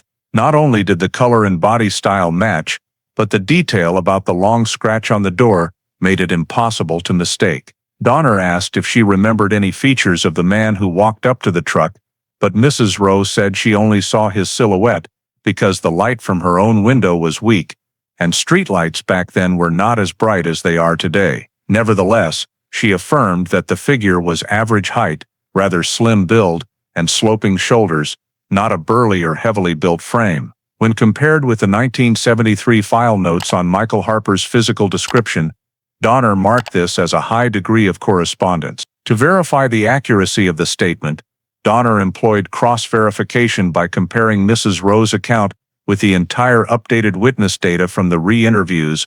1. The neighbor across the street, heard arguing around 9:15 p.m. 2. Unusual on and off lighting from the Harper house windows during the same time frame. 3. A loud car door slam near Wildcat Hills around 2 p.m. the next day. 4. The green truck seen near the gas station when Ellen left in the morning. Now, the emergence of this new witness filled in the missing piece from the night before the disappearance, a period that previously had no direct data. Moreover, for the first time a witness clearly described the green truck parked right in front of the Harper house during the time of the marital conflict.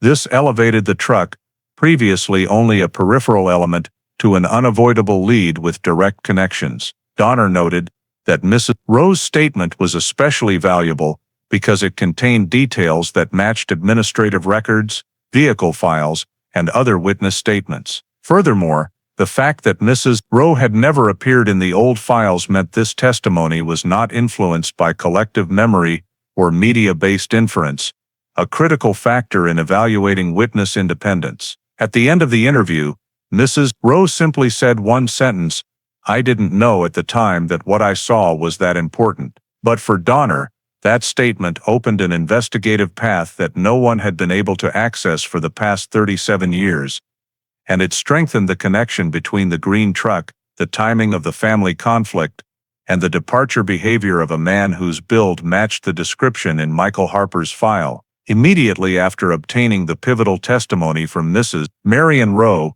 the first person to confirm that the green truck appeared in front of the Harper house on the evening of October 13, 1973, and to provide a description matching the vehicle once owned by Michael Harper.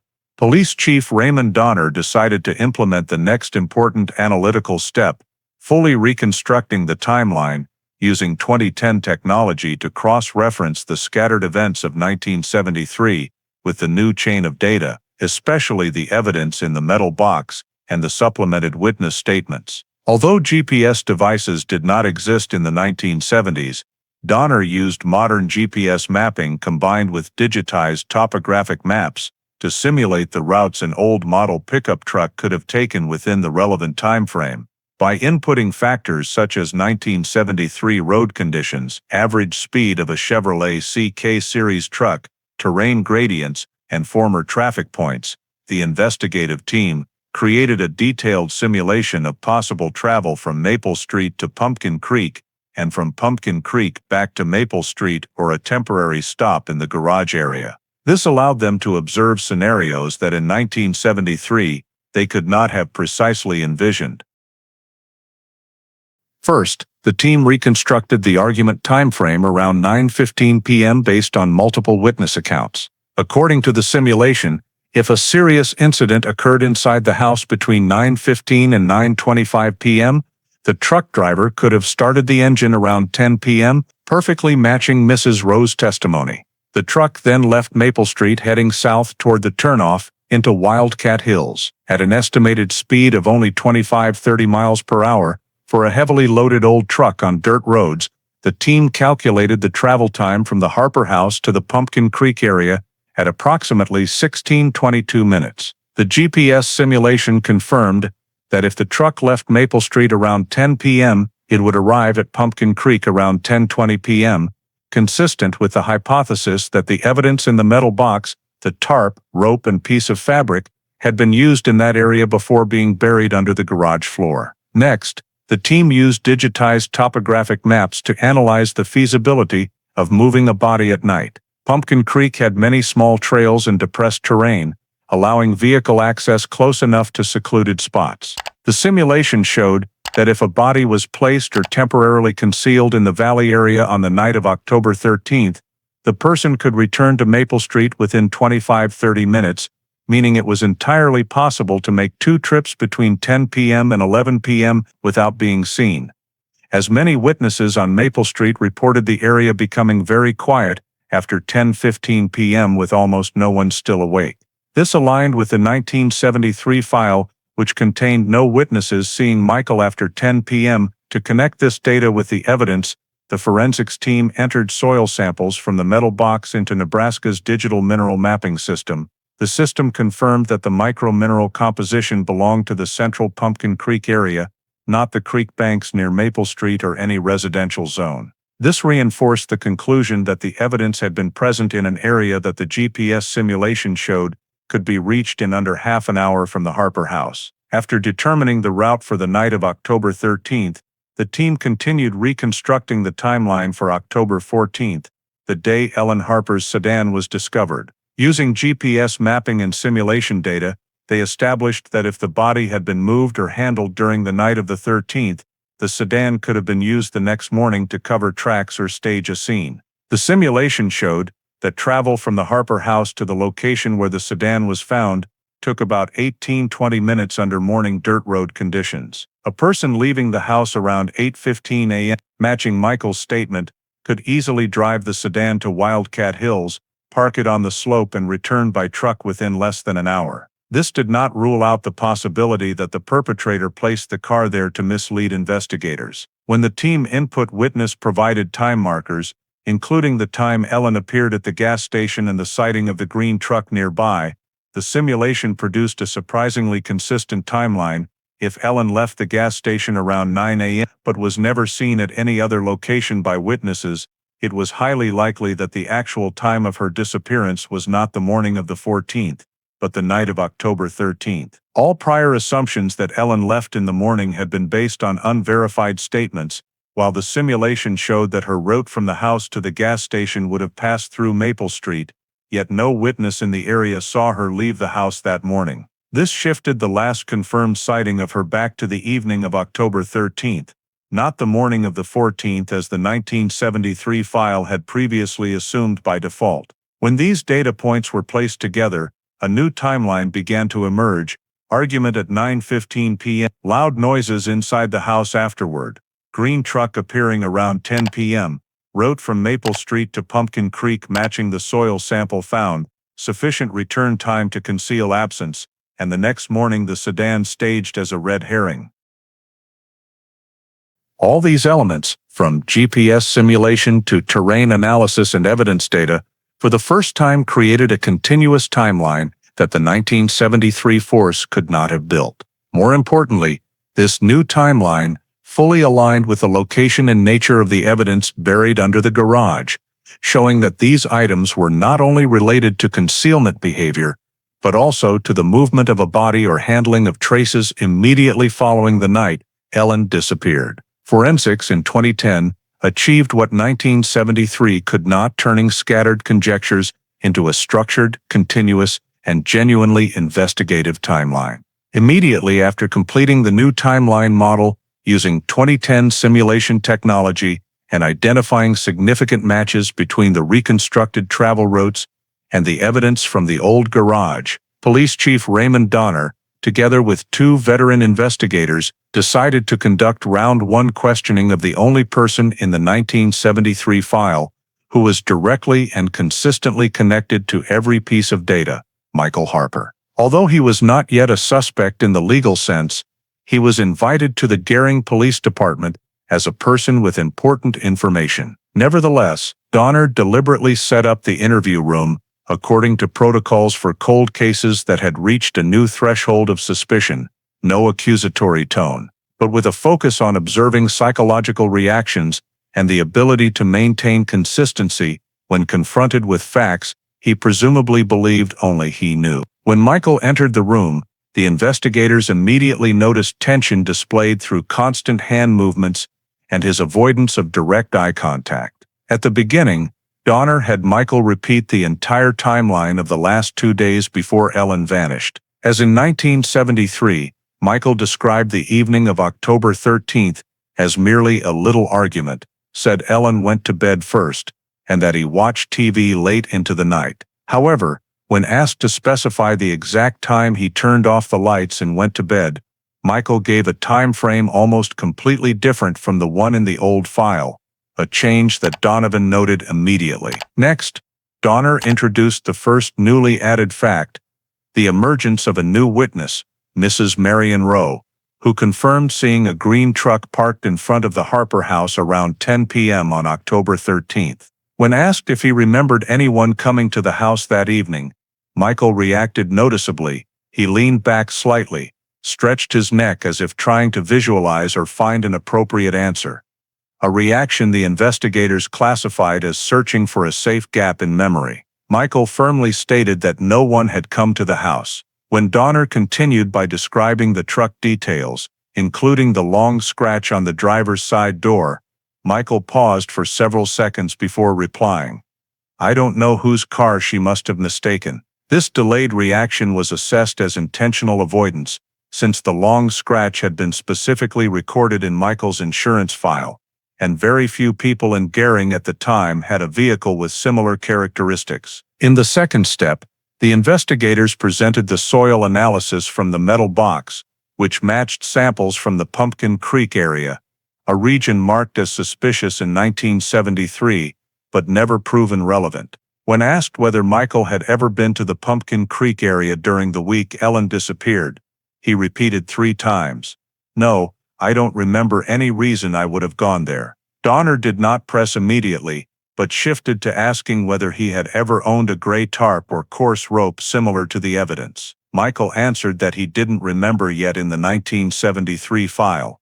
When police asked about gardening tools and shed items, he had clearly stated he had some old tarps and rope for yard work. This contradiction was deemed significant, as the sisal rope type described by forensics was common in garages and sheds of that era. When Donner asked directly, "Can you explain why a piece of fabric bearing the initials EH was found in a box buried under the floor of your garage?" Michael replied that he had no idea that box even existed. However, instead of showing strong surprise, as would be typical of someone truly uninvolved, Michael spent considerable time wondering aloud why someone would put a box in my garage, redirecting attention away from the original question. This was recorded as an indirect defensive sign. Rather than outright denying a connection, he attempted to reframe the question to portray himself as a victim. In the middle phase of the interview, Donner began introducing elements of the GPS-mapped reconstructed timeline, a tool Michael could not have anticipated. Donner asked, "If you left the house around 10 p.m. that night, where might you have been going?" Michael reacted immediately. He frowned. And for the first time during the interview, he raised his voice in rebuttal. "I already told you, I didn't leave the house that night." But Donovan noted something more important. Michael's strong reaction occurred not when Pumpkin Creek or the evidence was mentioned, but when he heard that the police had determined the feasibility of movement within the precise time window. His intense activation regarding the timing element, rather than the location, indicated that the timeline was the aspect he most wanted to avoid confronting. After more than an hour of confrontation, the investigators had collected numerous behavioral changes that the 1973 interview records had never documented. Michael continuously adjusted his seating position, licked his lips when the green truck was mentioned, altered his breathing rhythm when Pumpkin Creek was brought up, and especially could no longer maintain consistency when recounting the sequence of events on the night of October 13th. At the end of the session, when Donner made no accusation and only asked the closing question, "Do you think there might be something about that night that you've forgotten?" Michael bowed his head for a very long time before answering, I don't know anymore. This was a very different response from the confidence he had shown in the old file. Donner noted that this reaction, combined with the wavering in his statements and signs of mental fatigue, was evidence that reopening the case had directly impacted Michael's ability to withhold information. Round 1 of questioning did not produce a confession, but it produced something the 1973 file never had, a suspect no longer standing firm in his own story. Right after the first round of interrogation ended, and the clear instability in Michael Harper's statements was recorded, Sheriff Raymond Donner decided to launch Round 2, a tactical interrogation in which all new evidence would be presented to the suspect in a progressively overwhelming sequence, aimed at testing his ability to maintain his old story when confronted with information that did not exist in 1973. Unlike Round 1, Round 2 did not open with general questions, but began with a detailed presentation actively controlled by Donner. The interrogation room was prepared with 3 display boards, one showing the soil matching diagram from the laboratory, the second containing excerpts from Mrs. Marian Rowe's statement, and the final one displaying a digital timeline simulation. When Michael entered, he immediately noticed the environment was unlike any previous session. Donner opened with a short statement, "We have new information. We want you to look at it and explain." He then placed the soil matching board in front of Michael. The board described the mineral match between the soil in the metal box under the garage and soil samples from the Pumpkin Creek area. When asked if he could think of any reason why soil from Pumpkin Creek would appear in an evidence box buried at his home, Michael only replied, "I don't know, I've never seen that box." Donner made no comment and moved directly to the next question. "Did you ever go to Pumpkin Creek on the night of October 13th? Michael repeated his denial, but his voice became dry and halting. This was a psychological signal indicating the answer was no longer naturally controlled and required effort to maintain. When the investigator asked for the third time, this time accompanied by the soil comparison chart, Michael lowered his head, clasped his hands together, and squeezed tightly, a sign of tension that Donner noted in the record. The second phase of the session was presenting the new witness statement. Donner read Mrs. Rowe's full description aloud, the appearance of a green pickup truck around 10 p.m., headlights off, a figure stepping out from the Harper house, a long scratch on the truck door, heading south. At the mention of the scratch, Michael shifted his sitting position for the 4th time in just 15 minutes. A higher level of instability than in Round 1. Donner asked directly, "You confirm that your pickup truck in 1973 had a long scratch on the left door, correct?" Michael nodded slowly. When Donner followed up, "So Mrs. Rowe described your truck accurately?" Michael weakly countered, "No, not necessarily. It could be someone else's truck." The investigator did not accept this level of reasoning and continued reading the connecting sentence. "She described the paint color, short cab, tarp-covered bed, and the heavy engine sound. She had never seen you drive the truck, so how could she know those details if that vehicle hadn't appeared in front of your house?" This marked the breaking point in Michael's defensive strategy. He began to deviate from the 1973 statement pattern and the previous interrogation. Instead of denying outright, he started asking in return, "Is she sure about what she said? It's been 40 years.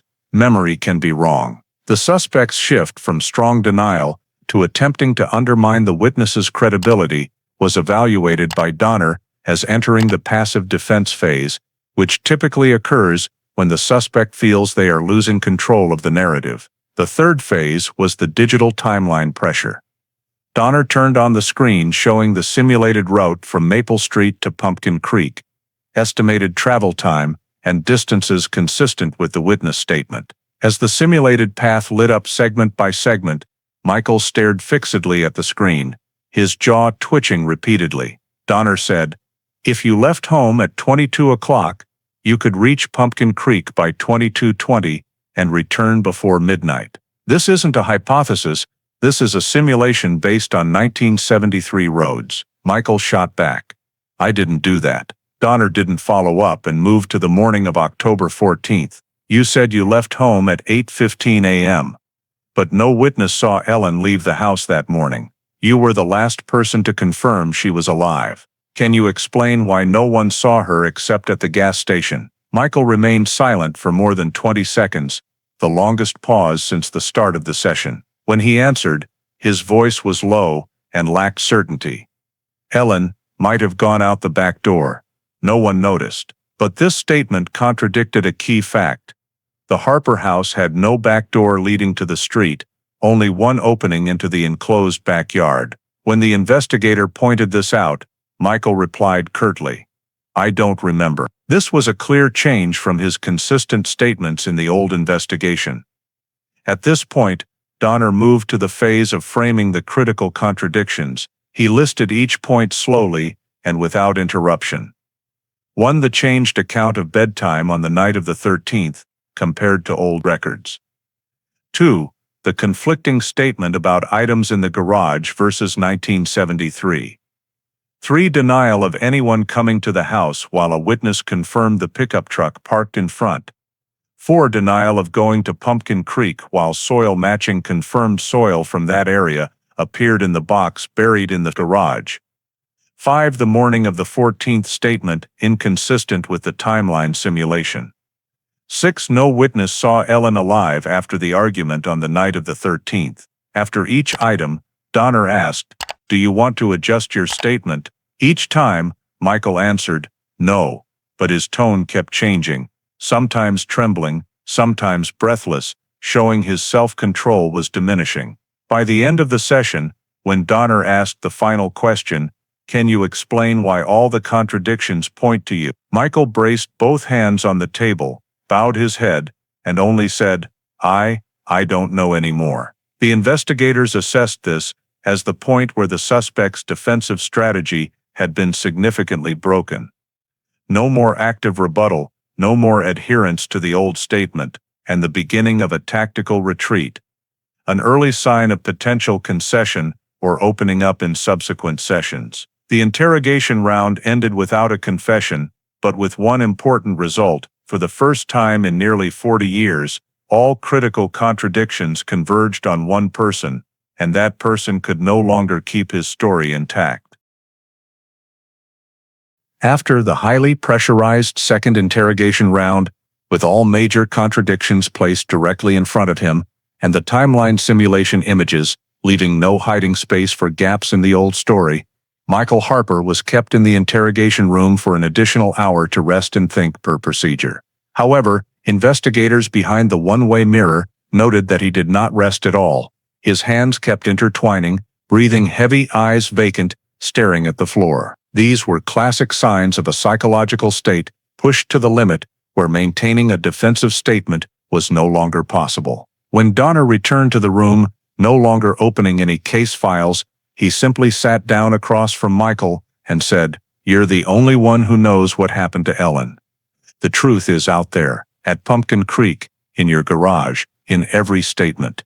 We're not looking for answers to charge you. We're looking for answers to bring her home." That final sentence caused Michael to break down crying for the first time since the case was reopened. Not loud sobbing, but a choked, low sob, like a dam cracking from the inside. And as in many other cold cases, the dam-breaking moment did not come from harsh questions, but from a gentle one. "Do you want to tell what you've been carrying for nearly 40 years? Michael dropped his head, covered his face with both hands, voice hoarse.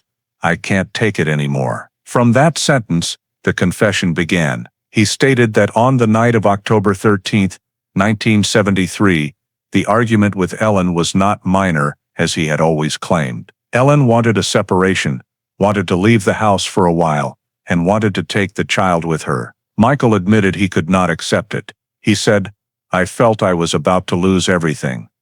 Lose her, lose the family." As the argument escalated, Ellen threatened to leave that very night and said she couldn't take it anymore. Michael confessed that at that moment, he lost control. According to his account, as Ellen turned her back to walk toward the bedroom door, he grabbed her arm to pull her back.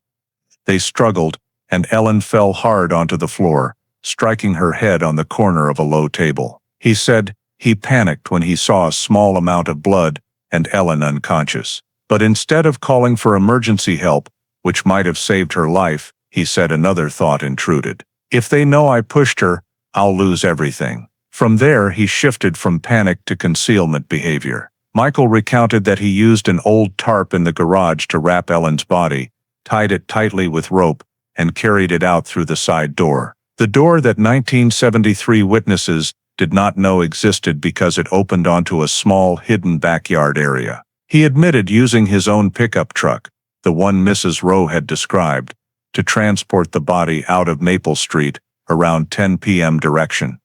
Exactly as the 2010 simulation determined, he drove straight to the Pumpkin Creek area, where the sparse forest and valley made hiding easy. I didn't think much.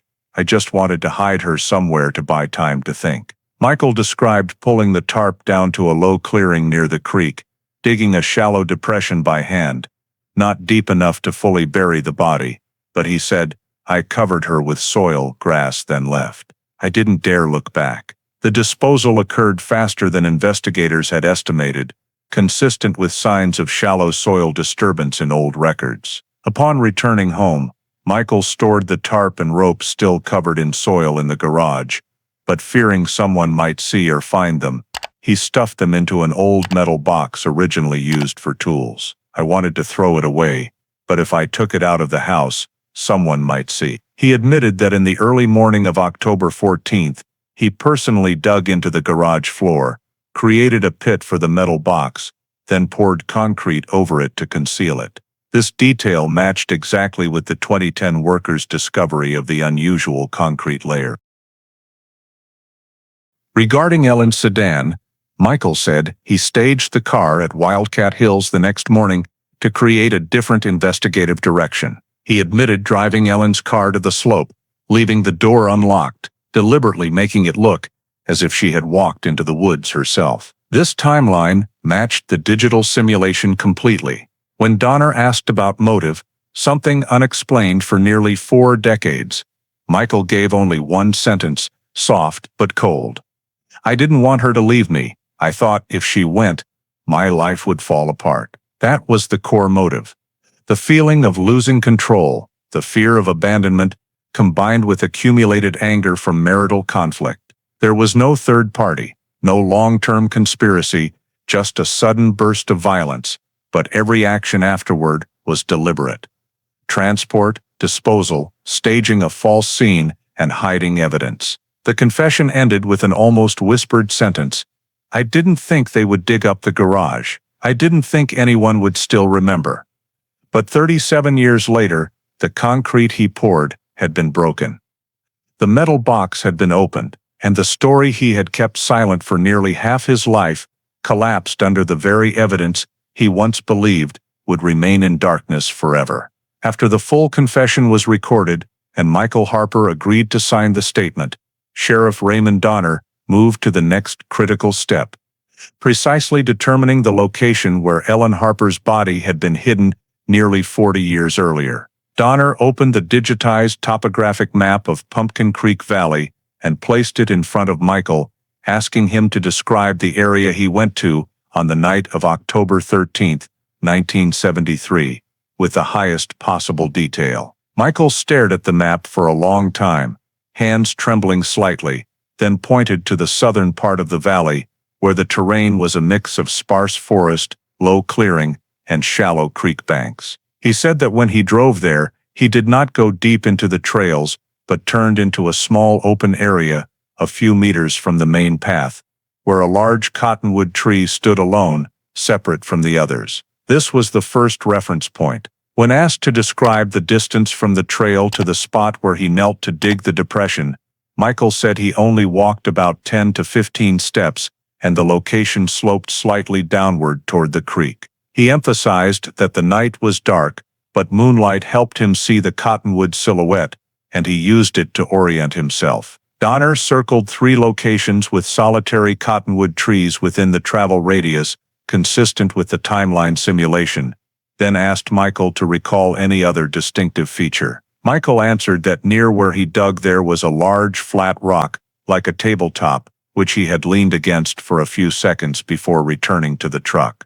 When Donner zoomed in on the topographic map and old satellite imagery, only one of the 3 proposed locations matched the soil and rock structure, right on the west bank of Pumpkin Creek, where the water had naturally worn a smooth rock face. This immediately narrowed the search area to a high probability point. Next, Donner asked Michael to describe the depth he dug. Michael clearly stated that he couldn't dig deep, only enough to make a shallow depression to temporarily cover the body, then added grass, dry leaves, and handfuls of soil. He admitted the initial intention was only temporary concealment, but due to panic and lack of time, he left without returning to move or bury it deeper. When cross-referenced with geological simulation, Donner noted that the area Michael chose had sandy loam soil, soft and easy to dig, but difficult to maintain shape, consistent with the shallow depression description. The investigation team also noted that terrain changes over nearly 4 decades,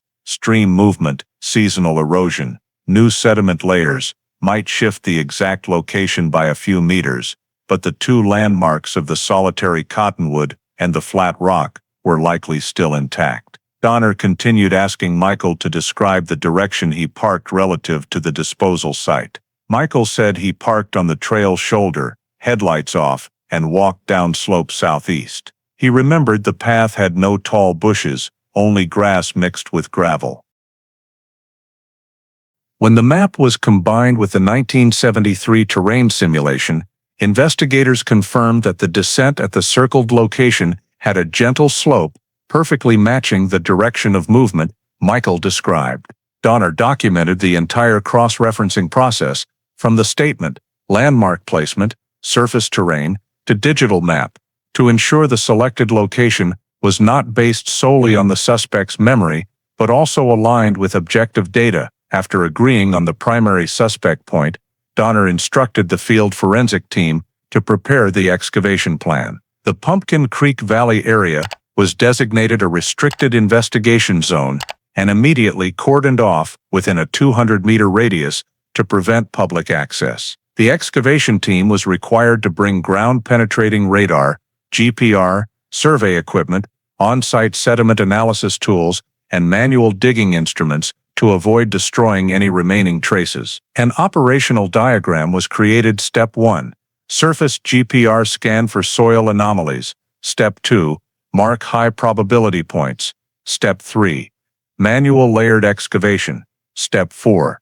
Collect soil and organic material samples for comparison with prior forensic analysis. When Donner informed Michael that they would go to the described area the next day, Michael closed his eyes, leaned his head against the wall, sighed, and said softly, "I don't know what's left after all these years." But the statement had identified 3 rare matching elements: landmarks, terrain, and natural features. With these 3 points, the excavation preparation was regarded as the final step before the Pumpkin Creek Investigative Force, for the first time in 4 decades, would have the chance to touch the truth lying beneath the valley soil. As soon as the Pumpkin Creek Valley area was cordoned off, and the crime scene forensics team had fully assembled their equipment, the excavation process began early the following morning, under the direct supervision of Sheriff Raymond Donner. The primary point of interest had already been marked in advance using 3 landmark coordinates that matched Michael Harper's statement: a solitary cottonwood tree standing isolated on the steep bank, a flat rock with a naturally worn surface, and a gentle southeast-facing slope leading down into the valley. The GPR team deployed first, scanning in parallel lines, with each pass only a few centimeters apart to ensure maximum accuracy. Less than 10 minutes later, the GPR screen displayed an anomalous signal, an elliptical area of soil compression, lying approximately 30 to 40 centimeters below the surface, with a clearly disturbed soil structure compared to the surrounding natural sediment layers. This was a classic signature of a manual burial site. Donner ordered the entire area larger than the signal zone to be marked in preparation for manual excavation. The forensics team used small trowels, soft brushes, and specialized shovels to avoid damaging any potential remaining structures beneath more than 37 years of soil. The topsoil layer was quickly removed, revealing lighter-colored soil, exactly characteristic of earth, that had been dug up and then backfilled. When they reached the depth Michael had described, the soil began to change. Dark, decomposed grass fragments appeared, and small polyethylene fibers were mixed throughout, very clear evidence that a tarp once wrapped around a body had decomposed and integrated into the environment. A few minutes later, a forensics technician paused and gently lifted a more decayed piece of material. The surface was no longer intact, but the polyethylene fiber structure was still recognizable. It was the remnant of the gray tarp that the metal box containing related items had previously indicated. As the team continued digging deeper, a piece of sisal rope emerged, curved in a small arc and still attached to a section of knot. Although significantly decomposed, the three-strand twisted structure and natural fiber type matched perfectly with the rope in the metal box, creating a direct link between the evidence buried in the garage and the evidence remaining at the body disposal site. After recovering the tarp and rope, the excavation team extended the dig an additional 30 centimeters to the south, the direction Michael described when he covered Ellen's body with soil. At a depth of about 45 centimeters, a fragment of bone was exposed. The forensics team immediately halted mechanical digging and switched to micro-excavation tools. The first bone fragment was identified as part of a cervical vertebra, and soon afterward, the entire skeletal structure gradually emerged in a state of decomposition consistent with nearly 4 decades of burial. The long bones of the lower and upper limbs were found first, followed by the rib cage, and finally the skull, which still retained its basic shape. Directly beneath the skull, the forensics team discovered a small object lying amid the damp soil, a thin hoop earring made of alloy. Its design matching exactly the photograph of Ellen wearing it at the time of her disappearance in the 1973 file. This was the first personal item directly confirmed at the scene. Once the full set of remains was fully exposed, documentation of trauma patterns began. On the outer surface of the skull, the forensics team noted a long fracture running from the forehead toward the right. Not a pressure fracture from soil weight, but one characteristic of blunt force impact against a hard edge. The fracture angle and crack pattern significantly matched Michael's description of Ellen falling and striking her head on the corner of a low table during a struggle. Additionally, 2 left side ribs showed old fractures that did not align perfectly in a straight line, suggesting probable compression or impact during body movement. At the neck of the skeleton, although all soft tissue had completely decomposed, the cervical vertebrae showed no signs of fracture, reinforcing Michael's statement that the cause of death was not strangulation or suffocation by neck compression. The primary injury, based on the skull fracture pattern, was highly consistent with closed-head traumatic brain injury from severe blunt impact, which could lead to rapid unconsciousness and death if not medically treated. Furthermore, the soil surrounding the remains contained numerous tiny tarp fiber fragments and soil particles showing signs of backfilling matching the suspect's description of a shallow depression covered with grass and dirt. After collecting all skeletal remains, personal items, and control soil samples, the forensics team packaged each item according to current standards. All evidence was coded, photographed, logged, and sealed.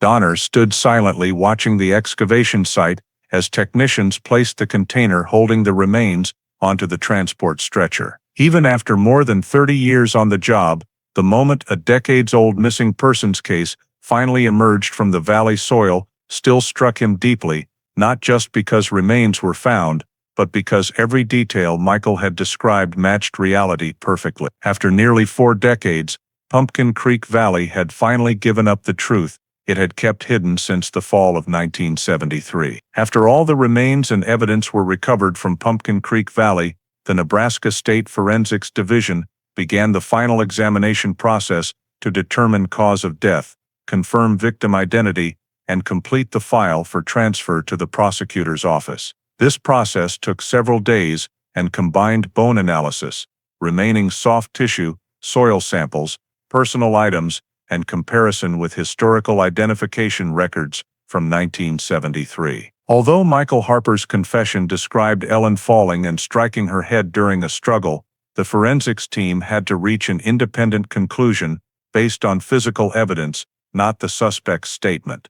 The first specialists examined the entire cervical bone structure using micromorphological analysis. Although soft tissue had completely decomposed after nearly 4 decades, many historical cases showed that mechanical trauma from strangulation or neck compression could still leave characteristic deformations on the hyoid bone, thyroid cartilage, or cervical vertebrae. When analyzing the hyoid bone under a microscope, the forensics team discovered an incomplete unhealed fracture on the right greater horn of the hyoid, a typical injury pattern from anterior or lateral compression force, inconsistent with a simple fall or isolated head trauma. This mark could not have been caused after burial, and the microscopic fracture characteristics indicated the impact occurred while the victim was still alive or in the agonal phase.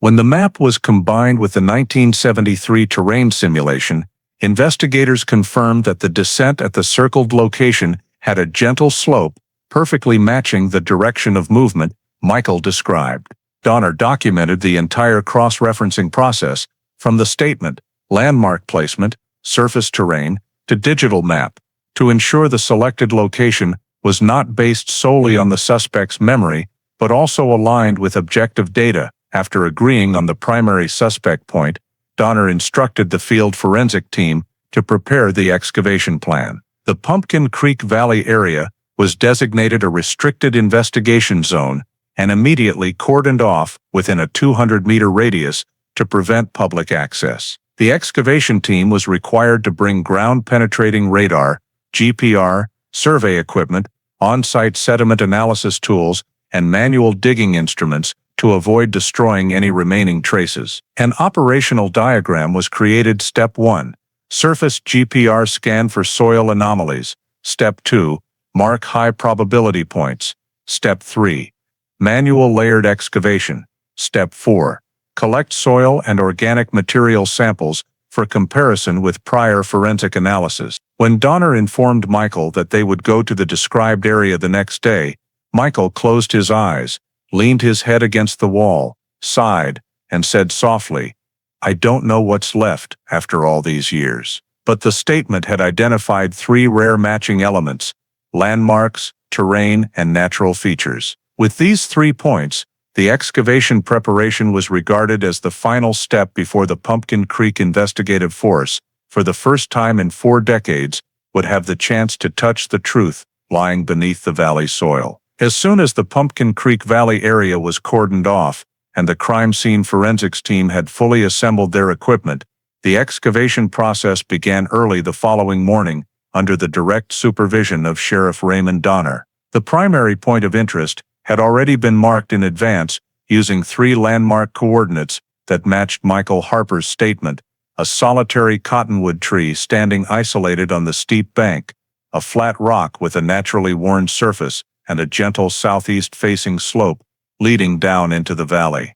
The GPR team deployed first, scanning in parallel lines, with each pass only a few centimeters apart to ensure maximum accuracy. Less than 10 minutes later, the GPR screen displayed an anomalous signal, an elliptical area of soil compression, lying approximately 30 to 40 centimeters below the surface, with a clearly disturbed soil structure compared to the surrounding natural sediment layers. This was a classic signature of a manual burial site.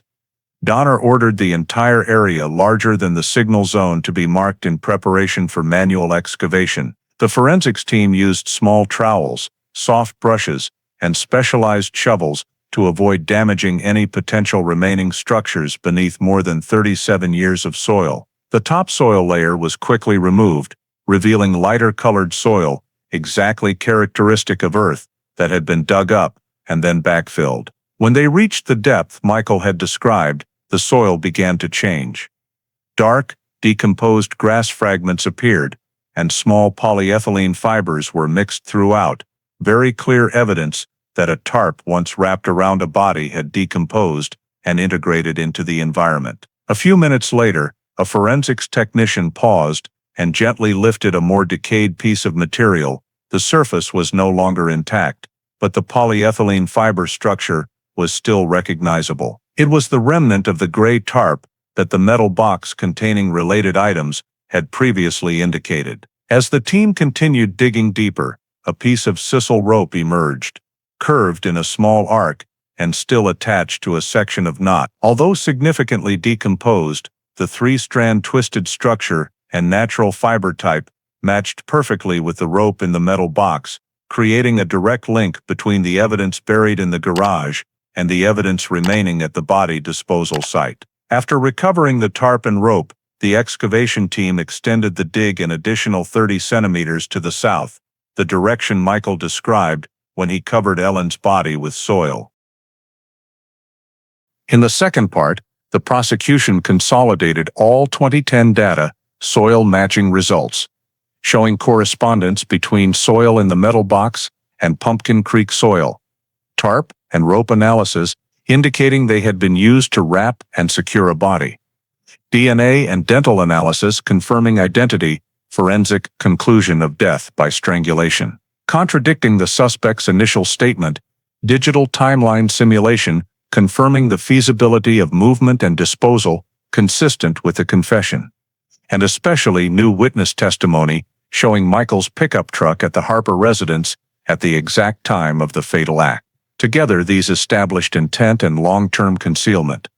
In the third part, the confession, Whitford presented it in a legal structure, relying not on emotion, but on timing, mechanism, method, and legal significance of each action. According to Michael's confession, he applied force during the struggle, causing Ellen to fall and lose consciousness. Instead of seeking medical help, he then proceeded to strangle her, an act that created the cause of death as concluded by forensics. He then transported the body by personal pickup to Pumpkin Creek and temporarily covered it, returned to hide the tarp and rope in the metal box, buried the box under the garage floor, and poured concrete over it to erase traces. Staged a false scene by placing Ellen's sedan in Wildcat Hills. These actions, under Nebraska law, constituted two serious felonies, one second-degree murder, when the perpetrator intentionally causes serious bodily injury resulting in death without premeditation, but with full awareness and consciousness of the likelihood of causing death. 2. Concealment of human remains, a high-level felony, especially aggravated in cases of disposal, intended to mislead investigation and maintain a false missing status for decades. The prosecution also added the supplementary charge of obstruction of justice due to Michael repeatedly providing false information, staging a false scene, concealing evidence, and deliberately delaying the 1973 investigation. Although the case was nearly 40 years old, murder charges have no statute of limitations under Nebraska law, and concealment of remains is considered a continuing offense up to the point of discovery. After fully determining the charges, Whitford began preparing the trial file. She constructed the argument in 3 layers. Layer 1, scientific evidence. Layer 2, witness testimony, linking 1973 to 2010. Layer 3, the suspect's own confession, and the perfect match between his statement and the physical excavation findings. Each layer was designed to stand independently, ensuring that even if the confession were challenged in court, the scientific evidence alone would suffice to prove the crime. The prosecution file comprised 600 pages, Pumpkin Creek topographic maps, crime scene and excavation photographs, full forensic report, comparison chart of garage evidence and burial site evidence, transcripts of 2 rounds of suspect interrogation, and the entire 1973 file. Upon completion, Whitford signed the formal charging document against Michael Harper for 2 serious felonies, second-degree murder and concealment of human remains, preparing to bring the Ellen Harper case, one of Nebraska's longest-running missing persons cases, into the final trial phase. The trial of Michael Harper began in April 2011 at the Scottsbluff County Courthouse in Nebraska, drawing intense attention from the entire community that had witnessed Ellen Harper's disappearance stretch across nearly 4 decades. In the courtroom, Chief Prosecutor Karen Whitford opened with a lengthy indictment, presenting the jury with 2 serious charges, second-degree murder and concealment of human remains, along with the supplementary charge of obstruction of justice. She emphasized that the case had been closed in 1973 due to technological limitations of the era, but new physical evidence, modern forensic conclusions, and the defendant's own confession had reconstructed the entire sequence of events leading to Ellen's death. Whitford presented the case in logical order, first the 1973 timeline, then the 2010 investigation results, and finally the comprehensive linkage between physical evidence, crime scene, and statements to demonstrate that Michael Harper's entire chain of actions was not an accident or a split-second panic decision, but a calculated series of steps to conceal a violent death. As the large screen displayed the reconstructed timeline diagram, the jury saw connections that could not have been imagined in 1973. The argument breaking out at 9:15 p.m., the green pickup truck appearing near 10 p.m., the feasible route from Maple Street to Pumpkin Creek, the disposal location matching soil analysis, and the staging of the false scene with Ellen's sedan the next morning. Prosecutors presented each piece of physical evidence in turn: the decayed polyethylene tarp fragment, the 3-strand sisal rope, the fabric piece, the earring recovered at the excavation site, the soil sample from the metal box under the garage, matching Pumpkin Creek soil, and photographs of the skull, showing the characteristic long fracture from pre-death trauma. These items were grouped to clarify the flow of actions: commission of the crime, wrapping in tarp, tying with rope, transportade, bury a concealment, staging false scene. The prosecution did not merely present isolated items, but connected them with forensic language. The tarp and rope contained decayed fibers, matching minerals from the excavation soil.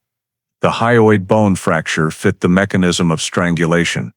The rope in the garage and the rope with the body shared identical fiber structure. The box buried under the garage floor contained material with Pumpkin Creek soil traces, proving it had been brought back from the valley before being hidden. When reaching the section on the defendant's confession, Whitford presented it in a controlled manner, focusing not on emotion, but on the consistency between the statement and the actual crime scene. She read verbatim the passage where Michael admitted using the tarp to wrap Ellen's body, using rope to secure it, and transporting the body in his pickup truck to Pumpkin Creek. She then displayed excavation site photographs showing the exact location Michael described during interrogation: the solitary cottonwood tree, the flat rock, and the southeast-facing slope. The perfect match between the suspect's memory and the physical landmarks left the courtroom in silence. In the cause of death analysis section, a forensic expert was called to testify. She pointed out the fracture on the hyoid bone, distinctive evidence of asphyxia due to ligature manual strangulation, a form of mechanical asphyxiation that could not result from head impact or ordinary falling. The prosecution used this conclusion to contrast with Michael's claim that Ellen fell and lost consciousness, highlighting the deliberate misrepresentation intended to minimize responsibility. When the prosecution concluded its presentation, the jurors' expressions showed they had clearly grasped the structure of the criminal behavior: a violent conflict leading to strangulation, followed by a calculated series of disposal actions, including temporary burial, covering with soil and grass, returning home to hide the tarp and rope in the metal box, burying the box under the garage and pouring concrete, then driving the victim's car to Wildcat Hills the next morning to create a false scene. The defense opened by arguing that Michael's confession should not be considered fully reliable because the defendant was under psychological pressure when confronted with new evidence after decades. They contended that Ellen's death could have been accidental during the struggle, that Michael panicked, and that the disposal actions resulted from fear of being wrongfully convicted. However, the prosecution immediately countered: if it was an accident, why strangle her? Why the hyoid fracture consistent with manual compression? Why bury the body that night, hide evidence under the garage, and stage a false scene in the woods? These questions were posed repeatedly to demonstrate that the post-crime behavior could not be an unconscious or impulsive reaction, but was intentional concealment of a crime. Defense counsel continued to argue that the long passage of time Nearly 40 years had degraded witness memory, so 2010 statements might lack accuracy. But the prosecution promptly presented a series of counterpoints: soil matching lies beyond human memory capability, DNA and dental evidence do not degrade over time, and the digital terrain-based timeline is scientific data independent of memory. The prosecution's final argument crystallized into one concise yet razor-sharp statement: science does not forget. Soil, bones, and traces do not fabricate stories. They tell what Mr. Harper tried to hide for 40 years. The jury was asked to review all evidence and compare Michael's statements across interrogation phases. They were reminded that under Nebraska law, conviction for second-degree murder requires proof that the perpetrator committed a violent act with consciousness and understanding of its potential to cause death. The prosecution had satisfied both elements: the strangulation mechanism of death and the systematic, hours-long concealment behavior. In the final analysis, the prosecution highlighted three complete pillars of proof: forensic evidence, witness testimony, and the defendant's confession. The defense attempted to portray Michael as a desperate husband rather than a murderer, but these efforts were repeatedly dismantled by arguments that desperation does not explain a strangulation mechanism, and an accident cannot account for burying the body, concealing evidence, and staging a false scene over many years. The trial lasted 3 weeks, and by the end of cross-examination, no evidence remained on the defense side except emotional arguments. The prosecution's presentation became the central thread guiding the jury to the realization that every piece of evidence, from soil particles, tarp fibers, to the hyoid bone, stood on the same side, affirming Michael Harper's act of murder and concealment. The jury entered the deliberation room after 3 weeks of trial, carrying before them not only legal documents, but also physical evidence bearing the traces of 4 decades buried in the earth: soil from Pumpkin Creek Valley, a fractured hyoid bone consistent with strangulation, rotted tarp fibers, sisal rope, Ellen's earring, and Michael Harper's own fragmented but irrevocable confession. The atmosphere in the courtroom was so quiet that the rustle of paper sounded loud and clear. When the door to the deliberation room closed, the people of Gering, those who had lived their entire lives with the question, "Where did Ellen Harper go?" all understood that the moment of truth had finally ripened. The jury took nearly 8 hours to piece together the complete timeline: soil matching charts, new witness testimony, digital forensic reconstructions, and interrogation recordings. In their first discussion, they reviewed the microscopic images of the hyoid bone, sharp, unmistakable fractures that could only result from strangulation. Next, they examined the excavation site: the solitary cottonwood tree, the flat rock, and the disturbed soil layer, exactly as Michael had described. One juror remarked, "There's no way a reconstructed memory could match every single physical detail after 37 years unless he was actually there." Another said, "If he were innocent, there would be no reason to bury the metal box and pour concrete over it." All these assessments gradually converged toward an unavoidable conclusion. Before reaching a verdict, the jury requested to review the second interrogation video once more,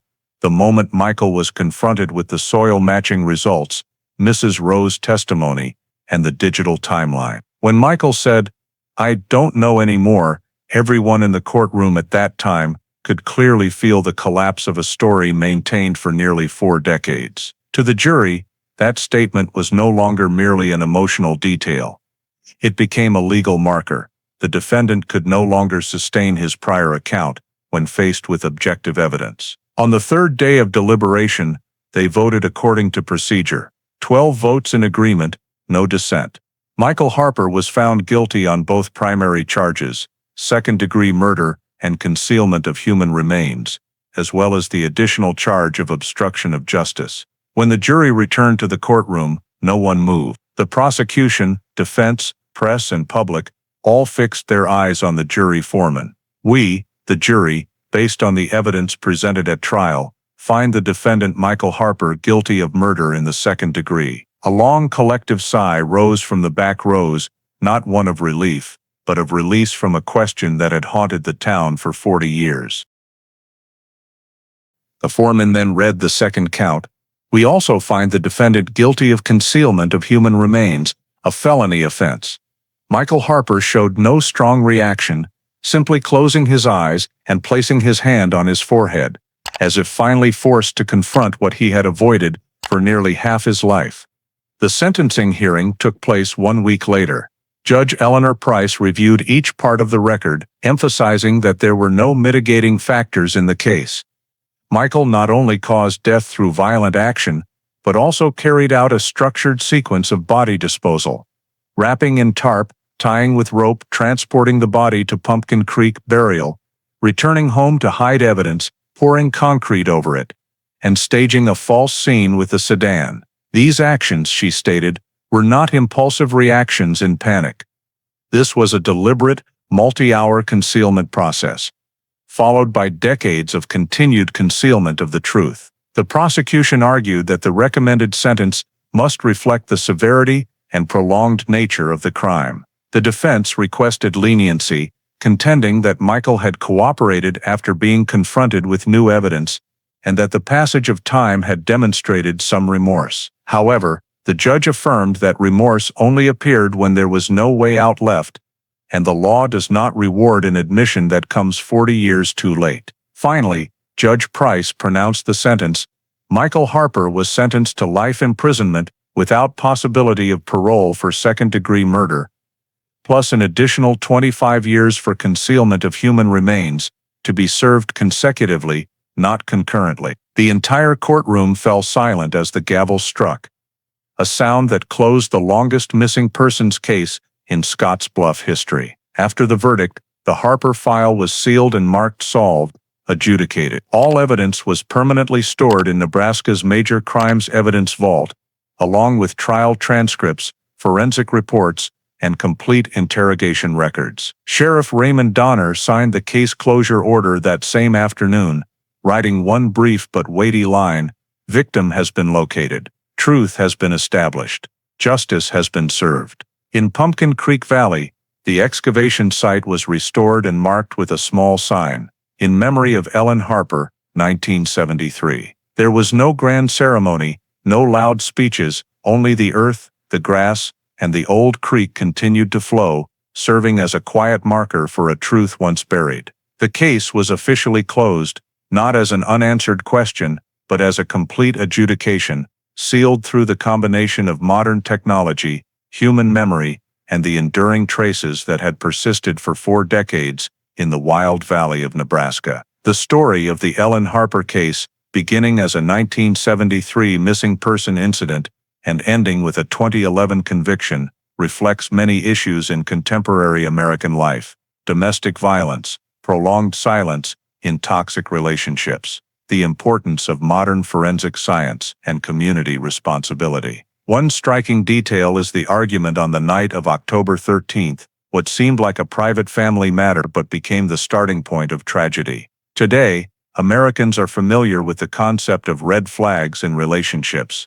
This story reminds us that small warnings, unusual behavioral changes, or controlling actions by a partner should never be taken lightly. Similarly, Ellen's failure to share her marital situation with family or community reflects the fear many domestic violence victims in the United States still experience. The clear lesson: silence never protects anyone. Support networks from friends, neighbors to authorities can only intervene when they know there is a problem. Another crucial detail is how Michael Harper staged a false scene, hid evidence, and buried the metal box to conceal the truth for nearly 4 decades. This shows that truth can be delayed, but is very difficult to erase completely. Modern technology, from soil matching and DNA to digital reconstructions, has become the extended arm of justice. A lesson for today: transparency and personal accountability are foundational to American society. Attempts to conceal mistakes or evade consequences only make the outcome more severe. Finally, the persistence of investigators and the local community reminds us that justice may arrive late, but must still be pursued to the end. In modern American society, where information changes rapidly and public attention is easily diverted, the Ellen Harper story serves as a reminder that behind every missing person case is a real human being, a real family, and the community's responsibility is to never let them be forgotten. Thank you for joining me on this journey to uncover the truth for Ellen Harper. After nearly 4 decades of being buried, please subscribe to the channel so you don't miss stories of justice that seemed lost to time. See you in the next video, where we continue to reveal mysteries still hidden beneath the surface of everyday life in the United States.